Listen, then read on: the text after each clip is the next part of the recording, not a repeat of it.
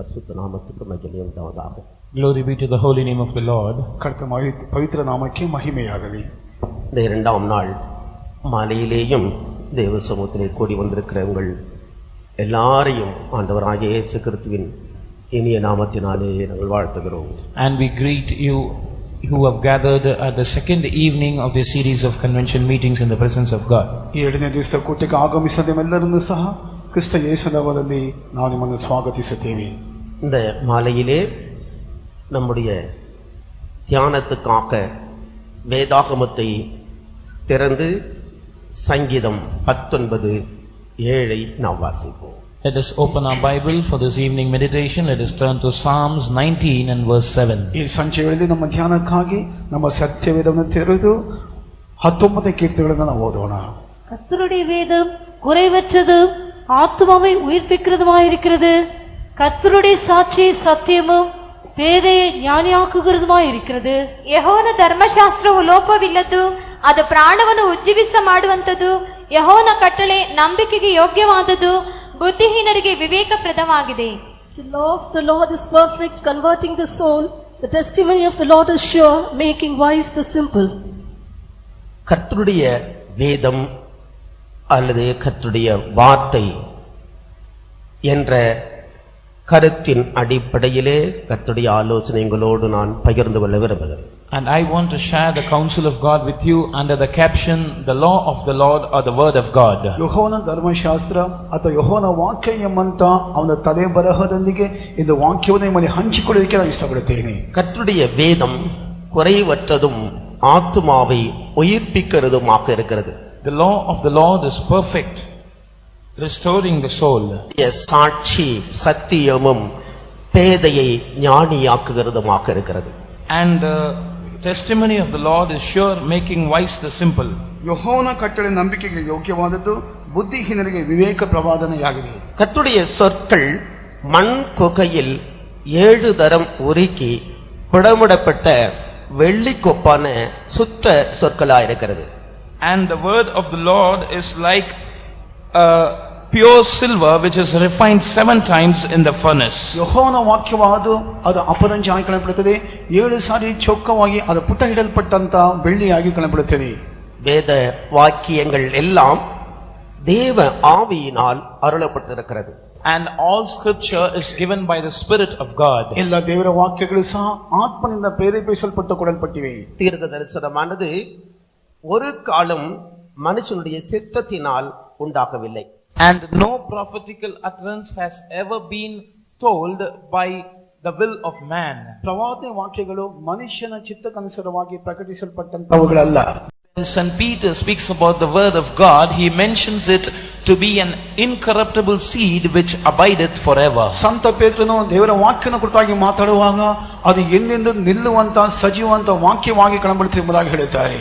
யெசாயா சொல்லும் பொழுது புல் உலர்ந்தது, பூ உதிர்ந்தது, கர்த்தருடைய வசனமோ என்றென்றைக்கும் நிலைத்திருக்கிறது என்று சொல்லுகிறார். And in the words of Isaiah he says that the grass has withered away and the flower has faded, but the word of God abides forever. ಯೆಶಾಯನು ಹೇಳುವಂತ ಸಂದರ್ಭದಲ್ಲಿ ಅವನು ಹುಲ್ಲಾದದ್ದು ಬಾಡಿ ಹೋಯಿತು, ಹೂವಾದು ಉದುರಿ ಹೋಯಿತು, ದೇವರ ವಾಕ್ಯವಾದು ಸದಾ ನಿಲ್ಲುತ್ತದೆ ಎಂಬುದಾಗಿ ಹೇಳುತ್ತಾರೆ. நம்முடைய ஆண்டவராகிய இயேசு கிறிஸ்து கூறும் பொழுது வானமும் பூமியும் ஒழிந்து போகும், தேவனுடைய நியாய பிரமாணத்தில் உள்ளதெல்லாம் நிறைவேறி தீர்வளவும் அதில் ஒரு சிறு எழுத்தாகிலும் எழுத்தின் ஒரு பாகிலும் ஒழிந்து போகாது என்று கூறியிருக்கிறார். And the Lord Jesus himself has said that heaven and earth may pass away, but not a jot or tittle of the word of God shall fail till it comes to pass. ಕರ್ತನಾದ ಯೇಸು ಕ್ರಿಸ್ತನು ಹೇಳುವಂತ ಸಮಯದಲ್ಲಿ ಆಕಾಶ ಭೂಮಿ ನಾಶವಾಗಿ ಹೋದರೂ ಸಹ ದೇವರ ವಾಕ್ಯವು ನಾಶವಾಗಿ ಹೋಗುವುದಿಲ್ಲ.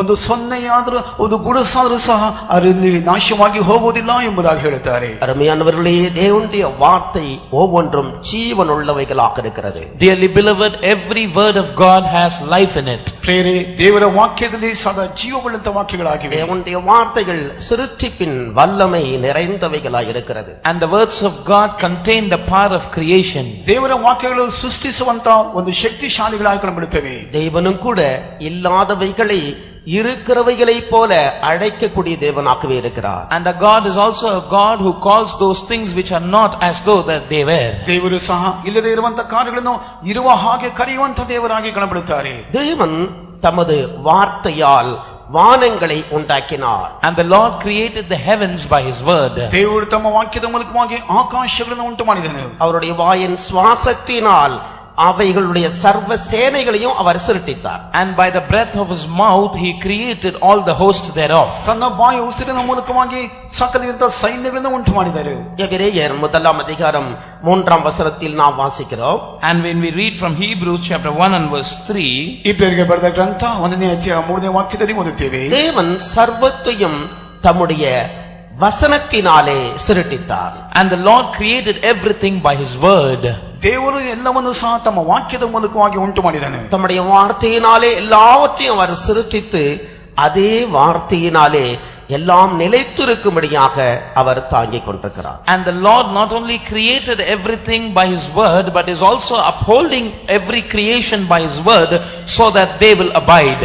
ವಾಕ್ಯದ ಮೂಲಕವಾಗಿ ಸರ್ವವನ್ನು ಉಂಟು ಮಾಡಿದ ಮಾತ್ರವಲ್ಲ, ಅದೇ ವಾಕ್ಯದ ಮೂಲಕವಾಗಿ ಎಲ್ಲವನ್ನೂ ಸಹ ಆತನು ಹೊರುತ್ತಾ ಭರಿಸುತ್ತಾ ಕಾಣಬಿಡುತ್ತಾನೆ. தேவன் சிருஷ்டித்திருக்கிறதான அண்ட சராசரமும் தேவனுடைய வார்த்தையினாலே தாங்கப்படுகிறது.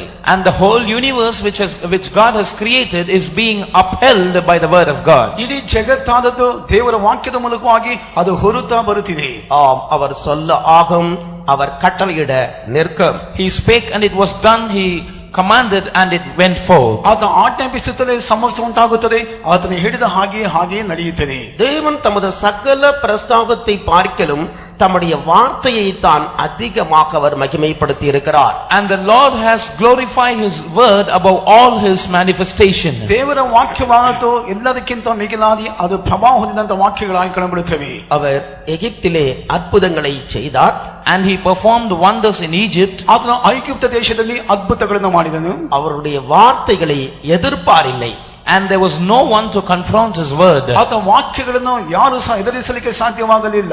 ஆம் அருமையானவர்களே, தேவனுடைய வார்த்தை எதிர்ப்பாரற்ற வல்லமையான வார்த்தைகள். Yes, dearly beloved, the word of God is something which cannot be opposed. ಹೌದು ಪ್ರಿಯರೇ, ದೇವರ ವಾಕ್ಯವಾದ ಎದುರಿಸಲಿಕ್ಕೆ ಸಾಧ್ಯವಾಗದೇ ಇರುವಂತಹ ವಾಕ್ಯಗಳಾಗಿವೆ. தேவனுடைய வார்த்தை உங்களுக்குள் இருக்குமானால் அந்த வார்த்தையை ஒரு வல்லமையும் எடுத்து போட முடியாது. If the word of God resides in you, no power can be able to take that word out of you. ದೇವರ ವಾಕ್ಯವು ನಿಮ್ಮಲ್ಲಿ ನೆಲೆಗೊಂಡಿರುವುದಾದರೆ ಯಾವ ಶಕ್ತಿಗೂ அந்த ವಾಕ್ಯವನ್ನು ತೆಗೆದು ಹಾಕಲಿಕ್ಕೆ ಸಾಧ್ಯವಾಗುವುದಿಲ್ಲ.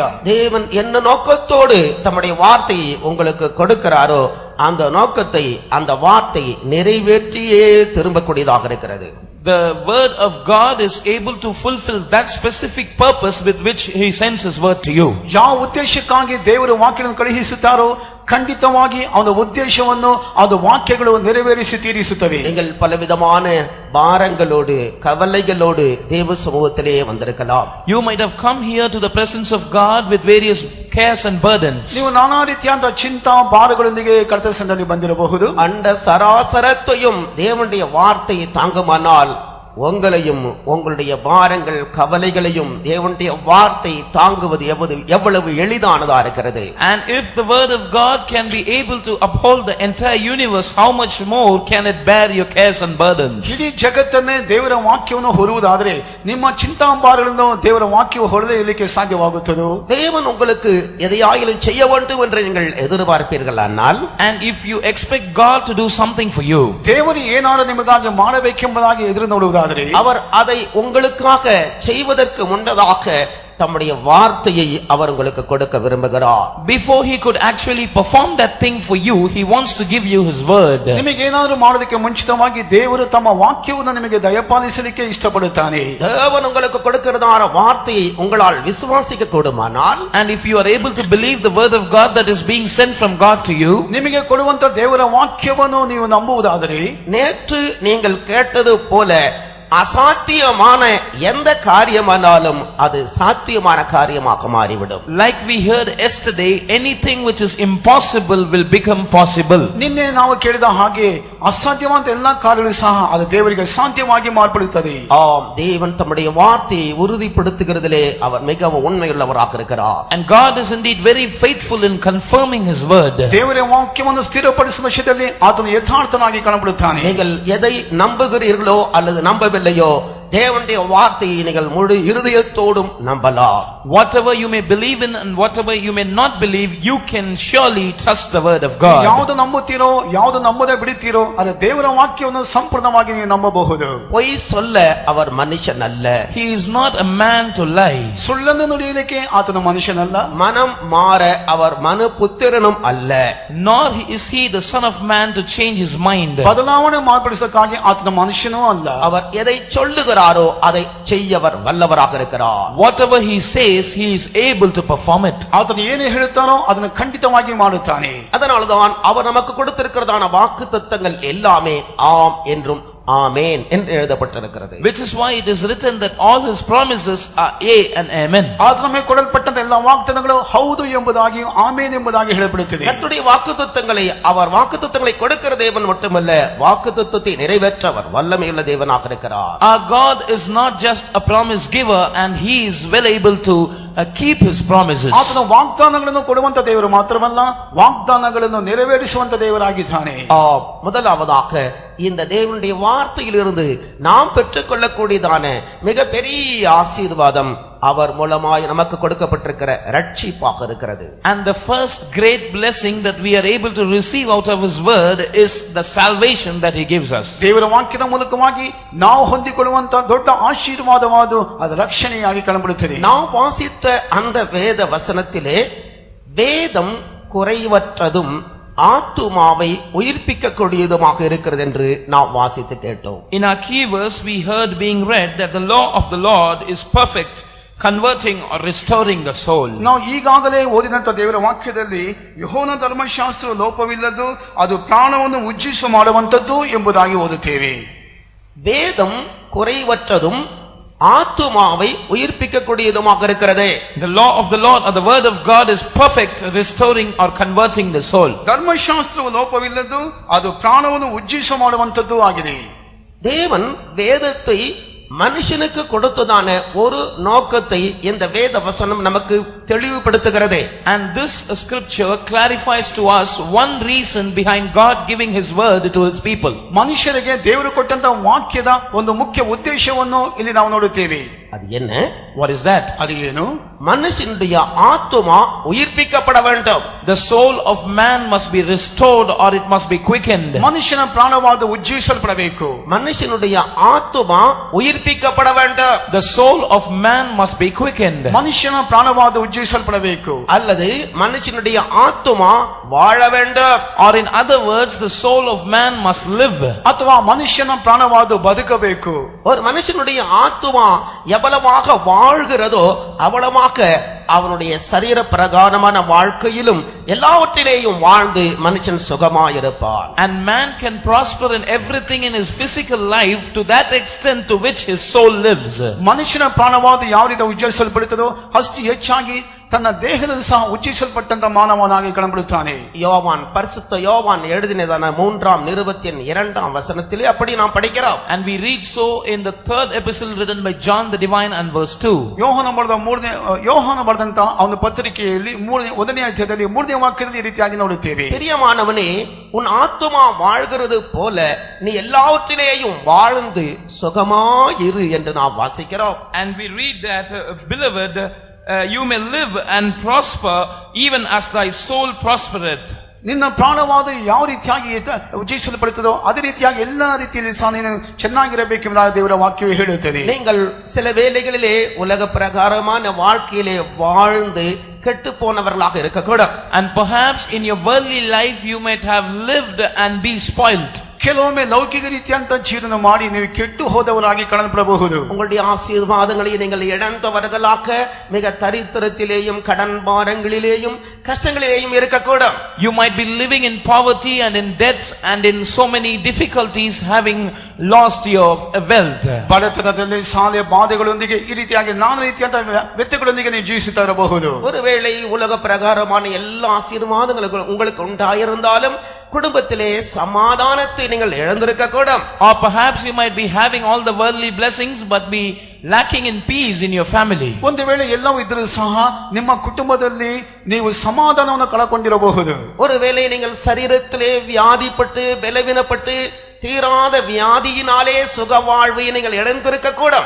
Perhaps you might be afflicted with any kind of sickness in your body, and by those incurable sickness you might have lost the health in your body. ನಾನಾ ರೀತಿಯಾದ ಅನಾರೋಗ್ಯದೊಂದಿಗೆ ರೋಗ ಪೀಡಿತರಾಗಿ ನಿಮ್ಮ ಜೀವಿತದಲ್ಲಿ ಕಾಣಲ್ಪಟ್ಟಿರಬಹುದು. உங்களை ஆசீர்வதிக்க தேவன் விரும்புகிறார். God wants to bless you. ನಿಮ್ಮನ್ನು ಆಶೀರ್ವದಿಸಲಿಕ್ಕೆ ದೇವರು ಇಷ್ಟಪಡುತ್ತಾರೆ. உங்களை விடுதலை ஆக்க தேவன் விரும்புகிறார். God's desire is to deliver you. ನಿಮ್ಮನ್ನು ಬಿಡಿಸಲಿಕ್ಕೆ ದೇವರು ಇಷ್ಟಪಡುತ್ತಾರೆ.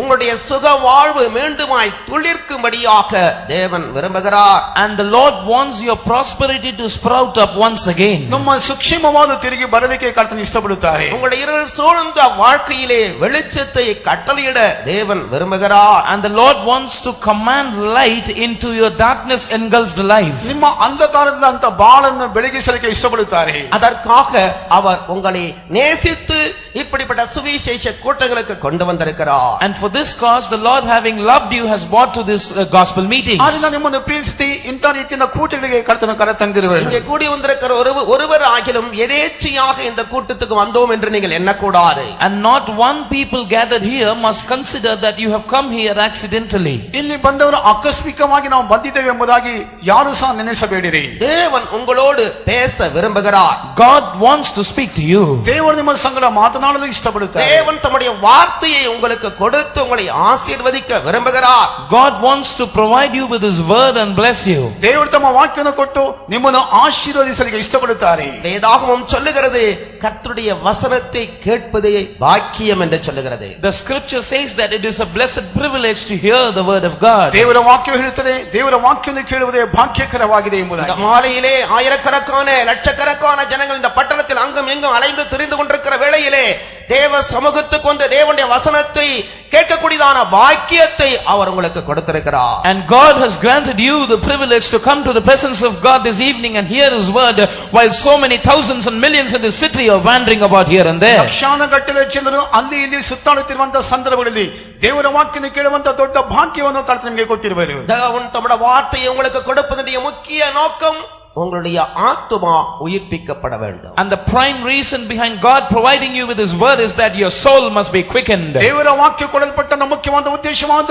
ನಿಮ್ಮ ಪ್ರಾಣವು ಉಜ್ಜೀವಿಸಲ್ಪಡಬೇಕು. மனுஷனுடைய ஆத்துமாவை குறித்து நாம் படிக்கும்போது And reading about the soul of man, ಮನುಷ್ಯನ ಪ್ರಾಣನ ಕುರಿತಾಗಿ ನಾವು ಓದುವಾಗ ஆதியாகமம் 2ஆம் அதிகாரம் 15 17 வசனங்கள் வரை நாம் வாசிப்போமானால், and if we read from Genesis chapter 2 verses 15 to 17, ಆದಿಕಾಂಡ 2ನೇ ಅಧ್ಯಾಯ 15ನೇ ವಾಕ್ಯದಿಂದ 17ನೇ ವಾಕ್ಯವನ್ನು ಓದುವಾಗ, தேவனாகிய கர்த்தர் மனுஷனை சிருஷ்டித்து அவனை ஏதேன் என்னும் தோட்டத்தில் அழைத்து கொண்டு வந்து வைக்கிறதை நாம் படிக்கிறோம். and we read that the Lord God created man and brought him to the garden of Eden.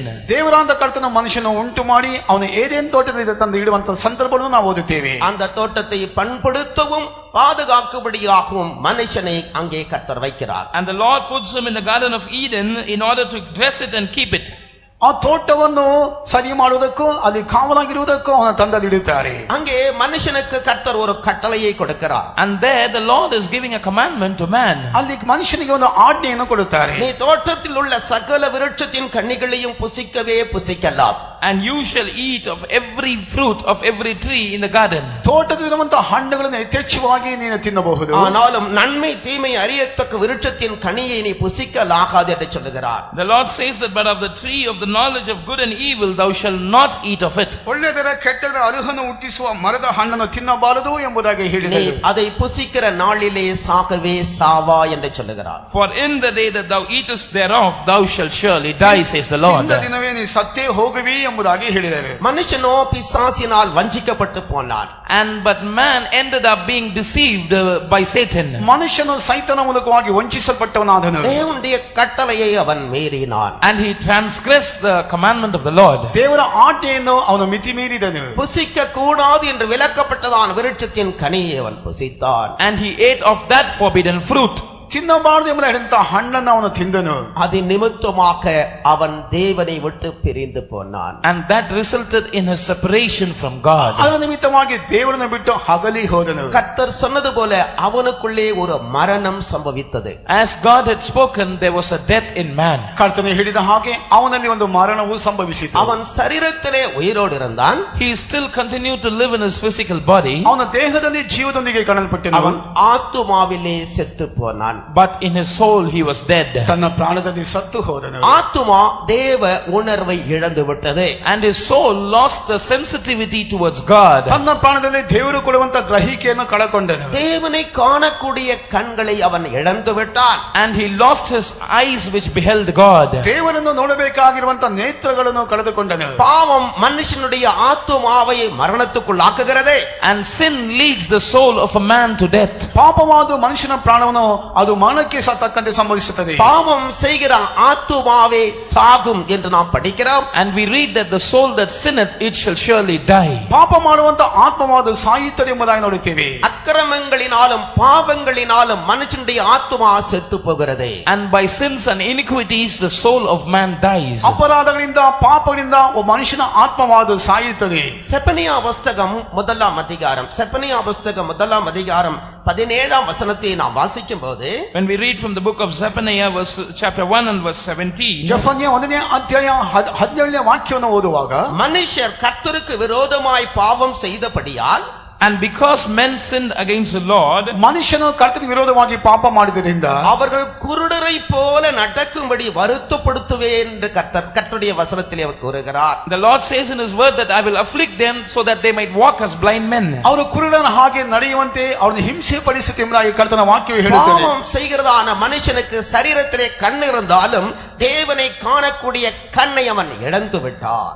For a man who commits sin, though he might have his physical eyes, he loses his eyes which beheld God. ಪಾಪ ಮಾಡುವಂತ ಸಂದರ್ಭದಲ್ಲಿ ಶಾರೀರಿಕರಿದಂತ ಕಣ್ಣುಗಳಿದ್ದರೂ ಸಹ ಆತ್ಮಿಕ ರೀತಿಯ ಕಣ್ಣುಗಳನ್ನು ಅವನು ಕಳಕೊಂಡನು. தேவ பிரசன்னத்தை, தேவ சமூகத்தை உணரக்கூடிய உணர்வை அவன் இழந்து விட்டான். And he loses his sensitivity to sense the presence of God. ದೇವರ ಸನ್ನಿಧಾನವನ್ನು ಗ್ರಹಿಸಿಕೊಳ್ಳುವಂತ ಗ್ರಹಿಕೆಯನ್ನು ಅವನು ಕಳಕೊಂಡನು. அவன் சரீரத்திலே உணர்வுள்ளவனாக காணப்பட்டாலும் அவனுடைய ஆத்துமா செத்த நிலவரத்திலே இருக்கிறது. Though he has senses in his physical body, his soul is in a dead state. ದೈಹಿಕ ರೀತಿಯಾದ ಗ್ರಹಿಕೆ ಇದ್ದರೂ ಸಹ ಆತ್ಮಿಕ ಜೀವಿತದಲ್ಲಿ ಸತ್ತವನಾಗಿ ಕಾಣಲ್ಪಟ್ಟನು. அந்த ஆத்தும மரணமானது மனுஷனுக்குள் உண்டாயிருக்கிறதான முதலாம் மரணம் என்று வேதம் சொல்லுகிறது. And the Bible calls the death in the soul of man to be the first death. ಆತ್ಮ ಮರಣವಾದ್ದು ಅವನಲ್ಲಿ ಕಾಣಲ್ಪಟ್ಟಂತ ಪ್ರಥಮ ಮರಣ ಎಂಬುದಾಗಿ ದೇವರ ವಾಕ್ಯವೂ ಹೇಳುತ್ತದೆ. ஆத்தும மரணத்தை அடைந்த மனுஷன் சரீரத்திலே மரித்து போவானானால், And a man who is dead in his soul, once he is dead physically, ಆತ್ಮ ಮರಣವನ್ನು ಹೊಂದಿಕೊಂಡ ಒಬ್ಬ ವ್ಯಕ್ತಿಯು ದೇಹದಲ್ಲಿ ದೈಹಿಕ ರೀತಿಯಲ್ಲಿ ಸಾಯುವುದಾದರೆ அந்த ஆத்துமா போய் சேருகிறதான நித்தியத்திலே உள்ள இடம்தான் இரண்டாம் மரணம் என்று வேதம் சொல்லுகிறது. and the destination to which the soul of that man proceeds in eternity is called second death. ಅವನ ಆತ್ಮವಾದ ಹೋಗಿ ಸೇರುವಂತ ಸ್ಥಳವೇ ಎರಡನೆಯ ಮರಣ ಎಂಬುದಾಗಿ ದೇವರ ವಾಕ್ಯವೇ ಹೇಳುತ್ತದೆ. இரண்டாம் மரணம் என்று சொல்லப்படுகிறதான அந்த மரணமானது ஒரு இடமாக குறிக்கப்பட்டிருக்கிறது. And the second death is actually a place.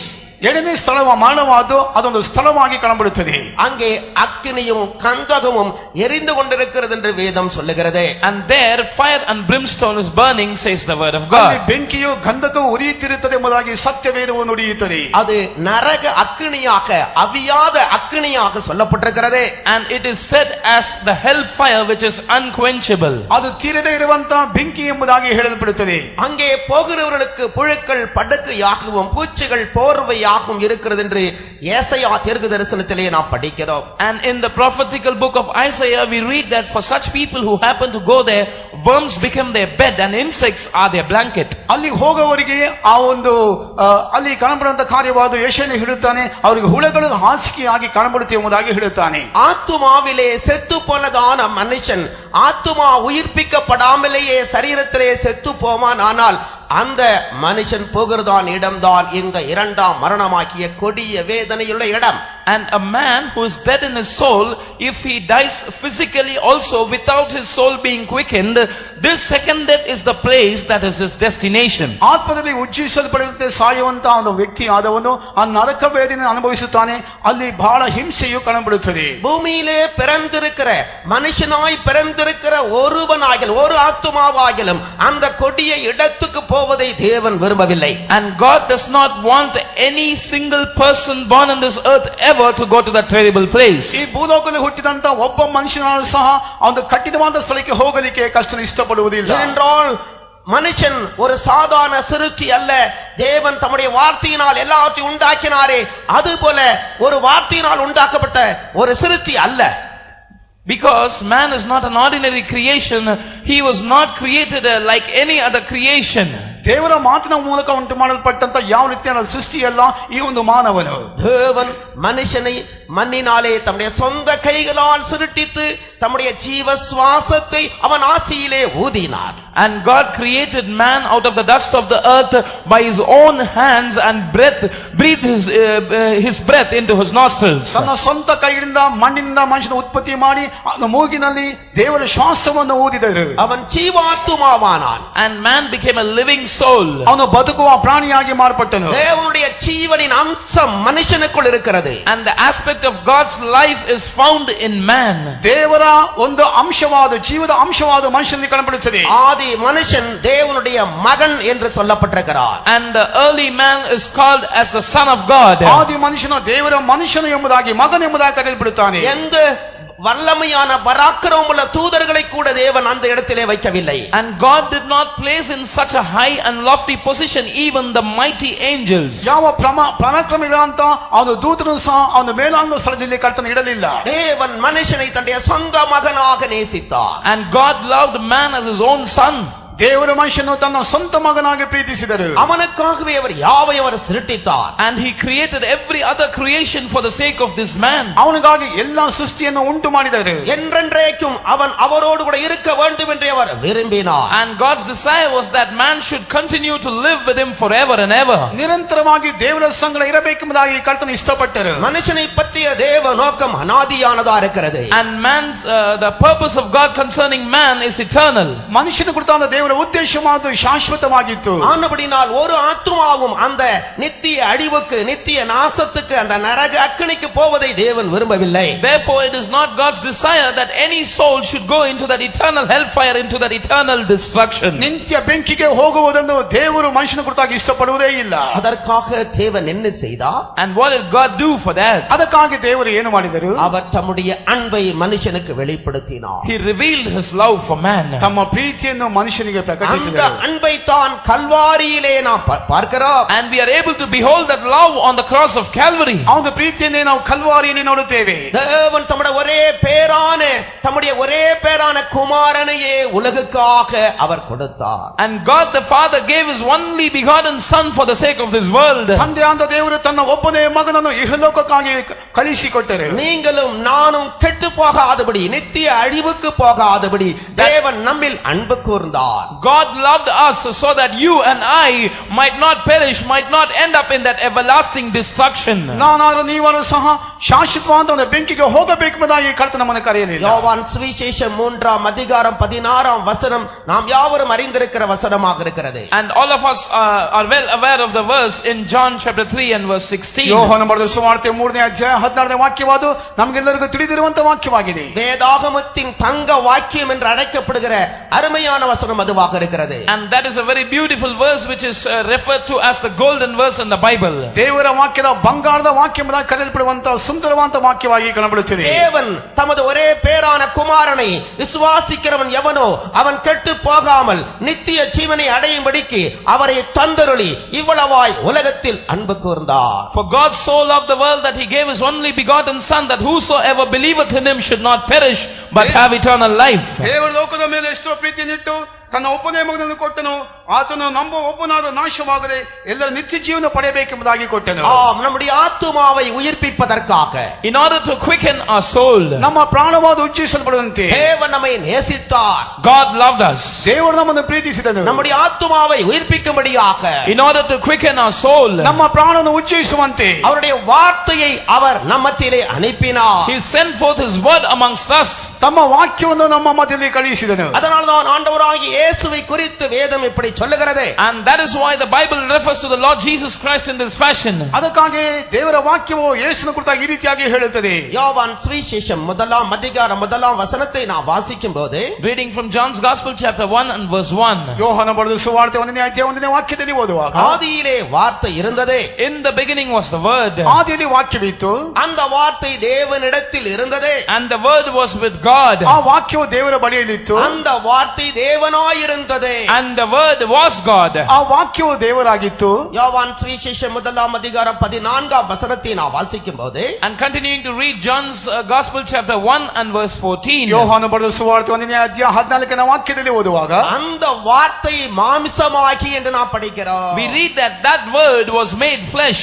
ಆ ವಾಕ್ಯವೆಂಬವನು ನರವತಾರ ಎತ್ತಿ ಎಂಬುದಾಗಿ ನೋಡುತ್ತೇವೆ. தேவனுடைய வார்த்தை தான் ஆண்டவராகிய இயேசு கிறிஸ்து. And the Lord Jesus Christ is the word of God. ದೇವರ ವಾಕ್ಯವೇ ಕರ್ತನಾದ ಯೇಸು ಕ್ರಿಸ್ತನು. வெளிப்படுத்தின விசேஷம் 19 அதிகாரம், Revelation chapter 19. ಪ್ರಕಟಣೆ 19ನೇ ಅಧ್ಯಾಯ, வெளிப்படுத்தின விசேஷம் 19 அதிகாரம் 13 வசனத்திலே நாம் இப்படி வாசிக்கிறோம். And we read so in Revelation chapter 19 and verse 13. ಪ್ರಕಟಣೆ 19ನೇ ಅಧ್ಯಾಯ 13ನೇ ವಾಕ್ಯದಲ್ಲಿ ಈ ರೀತಿಯಾಗಿ ಓದುತ್ತೇವೆ. அவருடைய நாமம் தேவனுடைய வார்த்தை என்பதே. His name is called the word of God. ಆತನ ಹೆಸರು ದೇವರ ವಾಕ್ಯವೆಂಬುದಾಗಿದೆ. அவருடைய நாமம் தேவனுடைய வார்த்தை என்பதே. His name is called the word of God. ಆತನ ವಾಕ್ಯವಾದ ದೇವರ ನಾಮವೆಂಬುದೇ. அந்த வார்த்தை தான் மாம்சமாயிற்று. And that word became flesh. ಆ ವಾಕ್ಯವಾದ ನರವತಾರ ಎತ್ತಿತು. கிருபையினாலும் சத்தியத்தினால் நிறைந்தவராய் அவர் நமக்குள்ளே வந்து வாசம் பண்ணினார். And he dwelt amongst us, being full of grace and truth. ಕೃಪೆಯಿಂದ ಸತ್ಯನ ತುಂಬಿದವನಾಗಿ ಆತನ ನಮ್ಮಲ್ಲಿ ವಾಸ ಮಾಡುತ್ತಾನೆ. ஆம், அந்த தேவனுடைய வார்த்தை மாம்சமாய் வெளிப்படும் என்று தீர்க்கதரிசிகள் மூலமாக வேதாகமம் நமக்கு சொல்லுகிறது. And the word of God foretells us through his prophets that the word of God shall be revealed as flesh. ದೇವರ ವಾಕ್ಯವನ್ನು ನರವತಾರದಿಂದ ನಮಗೆ ಪ್ರಕಟಿಸಲ್ಪಟ್ಟೆಂಬುದಾಗಿ ಪ್ರವಾದನೆಯು ನುಡಿಯುತ್ತದೆ. ஏசாயா தீர்க்கதரிசனம் 7 அதிகாரம் 14 வசனத்தை நான் வாசிக்கும் போது, When we read from Isaiah chapter 7 and verse 14. ಯೆಶಾಯ 7ನೇ ಅಧ್ಯಾಯ 14ನೇ ವಾಕ್ಯವನ್ನು ಓದುವಾಗ, இதோ ஒரு கன்னிகை கர்ப்பவதியாகிய ஒரு குமாரனை பெறுவாள். Behold, a virgin shall conceive and bear a son. ಈಗ ಒಬ್ಬ ಕನ್ಯಕೆ ಗರ್ಭಿಣಿಯಾಗಿ ಮಗನನ್ನು ಪಡೆಯುವಳು. அவருக்கு இம்மானுவேல் என்று பெயரிடுவாள். And shall call his name Emmanuel. ಅವನಿಗೆ ಇಮ್ಮಾನುವೇಲ್ ಎಂಬುದಾಗಿ ಹೆಸರಿಡಬೇಕು. தொடர்ந்து ஏசாயா சொல்லும்போது, And Isaiah continues to say, ಮುಂದುವರೆದು ಯೆಶಾಯನೇ ಹೇಳುವಾಗ, ஏசாயா தீர்க்கதரிசனம் 9 அதிகாரம் 6 வசனத்தை நான் வாசித்தால், reading from Isaiah chapter 9 and verse 6. ಯೆಶಾಯ 9ನೇ ಅಧ್ಯಾಯ 6ನೇ ವಾಕ್ಯದಲ್ಲಿ ಓದುವಾಗ, நமக்கு ஒரு பாலகன் பிறந்தார், For unto us a child is born, ನಮಗೊಬ್ಬ ಮಗನು ಹುಟ್ಟಿದನು, நமக்கு ஒரு குமாரன் கொடுக்கப்பட்டார், unto us a son is given, ನಮಗೊಬ್ಬ ಮಗನು ಕೊಡಲ್ಪಟ್ಟನು, கர்த்தத்துவனுடைய தோளின் மேல் இருக்கும், and the government shall be upon his shoulder. ಆಡಳಿತವು ಅವನ ಬಾಹುವಿನ ಮೇಲೆ ಇತ್ತು, அவருடைய நாமம் அதிசயமானவர், His name shall be called Wonderful, ಆತ ನಾಮವಾದ ಅದ್ಭುತ ಸ್ವರೂಪನು, ஆலோசனை கர்த்தர், Counselor, ಆಲೋಚನಾ ಕರ್ತನು, வல்லமை உள்ள தேவன், the mighty God, ಶಕ್ತಿಶಾಲಂತ ದೇವರು, நித்திய பிதா, the everlasting Father, ನಿತ್ಯ ದೇವರು, சமாதான பிரபு என்னப்படும். the Prince of Peace. ಸಮಾಧಾನ ಪ್ರಭು ಎಂಬುದಾಗಿ ಕರೆಯಲ್ಪಡುತ್ತಾನೆ. இம்மானுவேல் என்றதான பெயருக்கு தேவன் நம்மோடு கூட இருக்கிறார் என்ற அர்த்தம். The name Emmanuel signifies God is with us.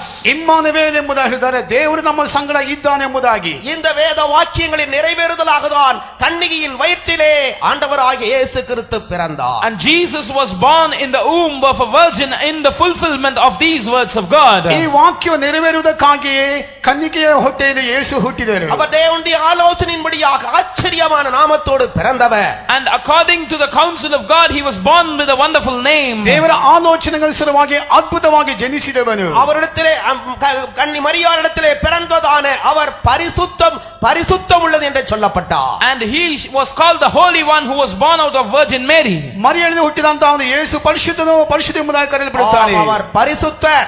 He is holy. ಹೌದು, ಆತನು ಪರಿಶುದ್ಧನು. அவருக்குள் பாவம் இல்லை. There was no sin in him. ಆತನಲ್ಲಿ ಪಾಪವಿಲ್ಲ. அவர் பாவம் செய்யவில்லை. He did no sin. ಆತನು ಪಾಪ ಮಾಡಲಿಲ್ಲ. அவருக்கு பாவம் தெரியாதே. He knew no sin. ಆತನಿಗೆ ಪಾಪವು ಗೊತ್ತಿಲ್ಲ. அப்படிப்பட்டதான பரிசுத்தர் நமக்காக கொடுக்கப்பட்டார். And such a holy one was given unto us. ಅಂತ ಪರಿಶುದ್ಧನು ನಮಗಾಗಿ ಕೊಡಲ್ಪಟ್ಟನು. ஏனென்றால் அவருடைய விலையேறிய ரத்தத்தினால் மட்டுமே பாவ மன்னிப்பாகிய மீட்பு நமக்கு வைக்கப்பட்டிருக்கிறது பிரியமானவர்களே. Because dearly beloved ones, the redemption which is the forgiveness of sin is granted unto us only by his precious blood. ಆತ ಅಮೂಲ್ಯವಾದ ರಕ್ತದ ಮೂಲಕವಾಗಿ ರಕ್ಷಣೆಯಾದು ನಮಗೆ ಕೊಡಲ್ಪಟ್ಟಿದೆ ಪ್ರಿಯವಾದವರೇ. எபேசியர் 1:7 நாம் அப்படி வாசிக்கிறோம். And we read so in the epistle to the Ephesians chapter 1 and verse 7. ಎಫೆಸರ್ 1ನೇ ಅಧ್ಯಾಯ 7ನೇ ವಾಕ್ಯದಲ್ಲಿ ಆ ರೀತಿಯಾಗಿ ಓದುತ್ತೇವೆ. இவருடைய இரத்தத்தினாலே பாவ மன்னிப்பாகிய மீட்பு நமக்கு வைக்கப்பட்டிருக்கிறது. And by him we have the redemption, even the forgiveness of his sin through his blood. ಈತನ ರಕ್ತದ ಮೂಲಕವಾಗಿ ಪಾಪ ಕ್ಷಮಾಪಣೆ ಆಗಿರುವಂತ ಆ ಕಾರ್ಯವು ನಮಗಾಗಿ ನೀಡಲ್ಪಟ್ಟಿದೆ. பாவ மன்னிப்பாகிய மீட்பை நீங்கள் பெற்றுக்கொள்ளும்போது ஆத்துமாவிலே இருக்கிறதான மரணம் நிவர்த்தியாகிறது. And when you receive the redemption which is the forgiveness of sins, the sin which is in the soul, the death which is in the soul is rectified. ಪಾಪ ಕ್ಷಮಾಪಣೆಯನ್ನು ಹೊಂದಿಕೊಳ್ಳುವಂತ ಸಮಯದಲ್ಲಿ ಆತ್ಮ ಮರಣದಿಂದ ನೀವು ಬಿಡುಗಡೆಯನ್ನು ಹೊಂದಿಕೊಳ್ಳುವಿರಿ. ஆத்துமாவிலே பாவத்தை உண்டாக்கி இருப்பது, மரணத்தை உண்டாக்கி இருப்பது பாவம்தான். And the thing which causes death in the soul is sin. ಆತ್ಮದಲ್ಲಿ ಮರಣ ಉಂಟು ಮಾಡಿದ್ದು ಅವನು ಪಾಪವೇ. இந்த ஆத்தும மரணத்துக்கு காரணமான பாவத்தை நிவர்த்தியாக்கும்படியாக ஒரே ஒரு வழியே இந்த உலகத்திலே வைக்கப்பட்டிருக்கிறது. And there is only one way kept in this world to remit man of his sin which results in his soul being dead. ಮನುಷ್ಯನು ಪಾಪದ ವಿಮುಕ್ತಿ ಹೊಂದಿಕೊಳ್ಳುವುದಕ್ಕಾಗಿ ಒಂದೇ ಒಂದು ಮಾರ್ಗವಾದ ಇಡಲ್ಪಟ್ಟಿದೆ. அது ஆண்டவராகிய இயேசு கிறிஸ்து கல்வாரியிலே சிலுவையிலே சிந்தின இரத்தத்தின் மூலமாய் மட்டுமே பாவ மன்னிப்பு வைக்கப்பட்டிருக்கிறது. And the forgiveness of sin is made available only through the precious blood of Jesus which was shed on the cross of Calvary. ಕರ್ತನಾದ ಯೇಸು ಕ್ರಿಸ್ತನು ಶಿಲುಬೆಯಲ್ಲಿ ಸುರಿಸಿದಂತ ರಕ್ತದ ಮೂಲಕವಾಗಿ ಮಾತ್ರವೇ ಮನುಷ್ಯನಿಗೆ ಪಾಪದಿಂದ ಬಿಡುಗಡೆ ಉಂಟು ಎಂಬುದಾಗಿ ಹೇಳಲ್ಪಡುತ್ತದೆ. வானத்துக்கு கீழே பூமிக்கு மேலே இயேசு என்கிறதான நாமத்தின் மூலமே அல்லாமல் பாவ மன்னிப்பு வேறொரு நாமத்திலே கொடுக்கப்படவில்லை. And under the heaven and above the earth there is no other name which is given for the forgiveness of sins other than the name of Jesus. ಆಕಾಶದ ಕೆಳಗೆ ಭೂಮಿಯ ಮೇಲೆ ಯೇಸುವಿನ ನಾಮವಲ್ಲದೆ ಬೇರೆ ಯಾವ ನಾಮಕ್ಕೂ ಸಹ ಮನುಷ್ಯನ ಪಾಪವನ್ನು ಕ್ಷಮಿಸಲಿಕ್ಕೆ ಅಧಿಕಾರವಿಲ್ಲ. ஆம், மெய் மனஸ்தாபத்தோடு பாவத்துக்காக மனத்தாபப்பட்டு கண்ணீரோடு ஆண்டவராகிய இயேசுவிடத்திலே வந்து பாவங்களை ஒத்துக்கொள்ளுகிற, அறிக்கையிட்டு விட்டு விடுகிற ஒவ்வொருவருக்கும் அவர் இலவசமாய் பாவ மன்னிப்பை தருகிறார். And God gives the forgiveness of sin as a free gift to every person who comes to his presence with a true and genuine repentance and repents of his sin with tears. ನಿಜವಾದಂತ ಪಶ್ಚಾತ್ತಾಪದೊಂದಿಗೆ ಯಾರೆಲ್ಲಾದ ಸಂದರ್ಭ ಬಂದು ತಮ್ಮ ಪಾಪವನ್ನು ಕಣ್ಣೀರಿನಿಂದ ಅರಿಕೆ ಮಾಡುತ್ತಾರೋ ಅಂತವರಿಗೆ ಖಂಡಿತವಾಗಿ ಪಾಪ ಕ್ಷಮಾಪಣೆ ಉಂಟು. வேதம் ஆத்துமாவை உயிர்ப்பிக்கிறது. And the word of God quickens the soul. ದೇವರ ವಾಕ್ಯವಾದ ಪ್ರಾಣವನ್ನು ಉಜ್ಜೀವಿಸುತ್ತದೆ. தேவனுடைய வார்த்தையாகிய ஆண்டவராகிய இயேசு கிறிஸ்து ஆத்துமாவை உயிர்ப்பிக்கிறார். The word of God which is the Lord Jesus Christ, he quickens the soul. ದೇವರ ವಾಕ್ಯವಾಗಿರುವಂತ ಯೇಸು ಕ್ರಿಸ್ತನು ನಮ್ಮ ಪ್ರಾಣವನ್ನು ಉಜ್ಜೀವಿಸುತ್ತಾನೆ. செத்து போன ஆத்துமாவுக்கு வாழ்வை தருகிறார். And he gives life to a dead soul. ಸತ್ತು ಹೋದ ಆತ್ಮಕ್ಕೆ ಜೀವವನ್ನು ಕೊಡುತ್ತಾನೆ. அது இரண்டாம் மரணமாகிய நித்திய அழிவுக்கு போகாதபடி ரட்சிக்கிறார். And he saves us from going to the second death which is eternal destruction. ಎರಡನೇ ಮರಣವಾಗಿರುವಂತ ಅದು ನಾಶನಕ್ಕೆ ಹೋಗದಂತೆ ತಮ್ಮ ಪ್ರಾಣವನ್ನು ತಪ್ಪಿಸುತ್ತಾರೆ. மனுஷன் ரட்சிக்கப்படுவதற்கு ஒரே ஒரு வழி ஆண்டவராகிய இயேசு மாத்திரம்தான். And there is only one way for man to be saved, and that is the Lord Jesus Christ alone. ಮನುಷ್ಯನ ರಕ್ಷಿಸಲ್ಪಡುವುದಕ್ಕೆ ಒಂದೇ ಒಂದು ಮಾರ್ಗವು ಕರ್ತನಾದ ಯೇಸು ಕ್ರಿಸ್ತನು. உலகத்திலே பிறக்கப்போகிற எந்த மனுஷனுடைய பாவத்தையும் அவர் தம்மேல் சுமந்து பாவத்துக்கான தண்டனையாக மரணத்தை அவர் ருசி பார்த்திருக்கிறார். And he has borne upon himself the sin of every man who has been born on this earth and who is yet to be born, and he has tasted death for every man. ಇಹಲೋಕದಲ್ಲಿ ಹುಟ್ಟಿದಂತ ಇನ್ನು ಮುಂದೆ ಹುಟ್ಟಲಿಕ್ಕೆ ಹೋಗುವಂತ ಎಲ್ಲರಿಗೂ ಸಹ ಆತ್ಮ ಮಾನವ ಆತನು ಆ ಒಂದು ಮಾನವನ ರುಚಿ ನೋಡಿರುವರು. நீங்கள் உங்கள் பாவங்களுக்காக தண்டிக்கப்பட வேண்டிய அவசியம் இல்லை. There is no need for you to be punished for your sins. ನಿಮ್ಮ ಪಾಪಗಳಿಗಾಗಿ ದಂಡಿಸಲ್ಪಡುವಂತ ಅಗತ್ಯವಿಲ್ಲ. பாவத்தின் சம்பளமாகிய மரணத்தை நீங்கள் சுமந்து அந்த நித்திய அழிவுக்கு போக வேண்டிய அவசியம் இல்லை. There is no need for you to go to the eternal destruction bearing the wages of sin, which is death. ಪಾಪದ ಸಂಬಳವಂತ ಮರಣವನ್ನು ನಿತ್ಯ ನಾಶವನ್ನು ಹೊಂದಬೇಕಂತ ಅಗತ್ಯವಿಲ್ಲ. தேவனுடைய வார்த்தையை விசுவாசியுங்கள். Believe the word of God. ದೇವರ ವಾಕ್ಯವನ್ನು ನಂಬಿರಿ. தேவனுடைய வார்த்தையுடைய ஆத்துமாவை உயிர்ப்பிக்கிறது. The word of God quickens your soul. ದೇವರ ವಾಕ್ಯವಾದ ನಿಮ್ಮ ಪ್ರಾಣವನ್ನು ಉಜ್ಜೀವಿಸುತ್ತದೆ. வேதம் ஆத்துமாவை உயிர்ப்பிக்கிறது. The law of the Lord quickens the soul. ಧರ್ಮಶಾಸ್ತ್ರವು ಪ್ರಾಣವನ್ನು ಉಜ್ಜೀವಿಸುತ್ತದೆ.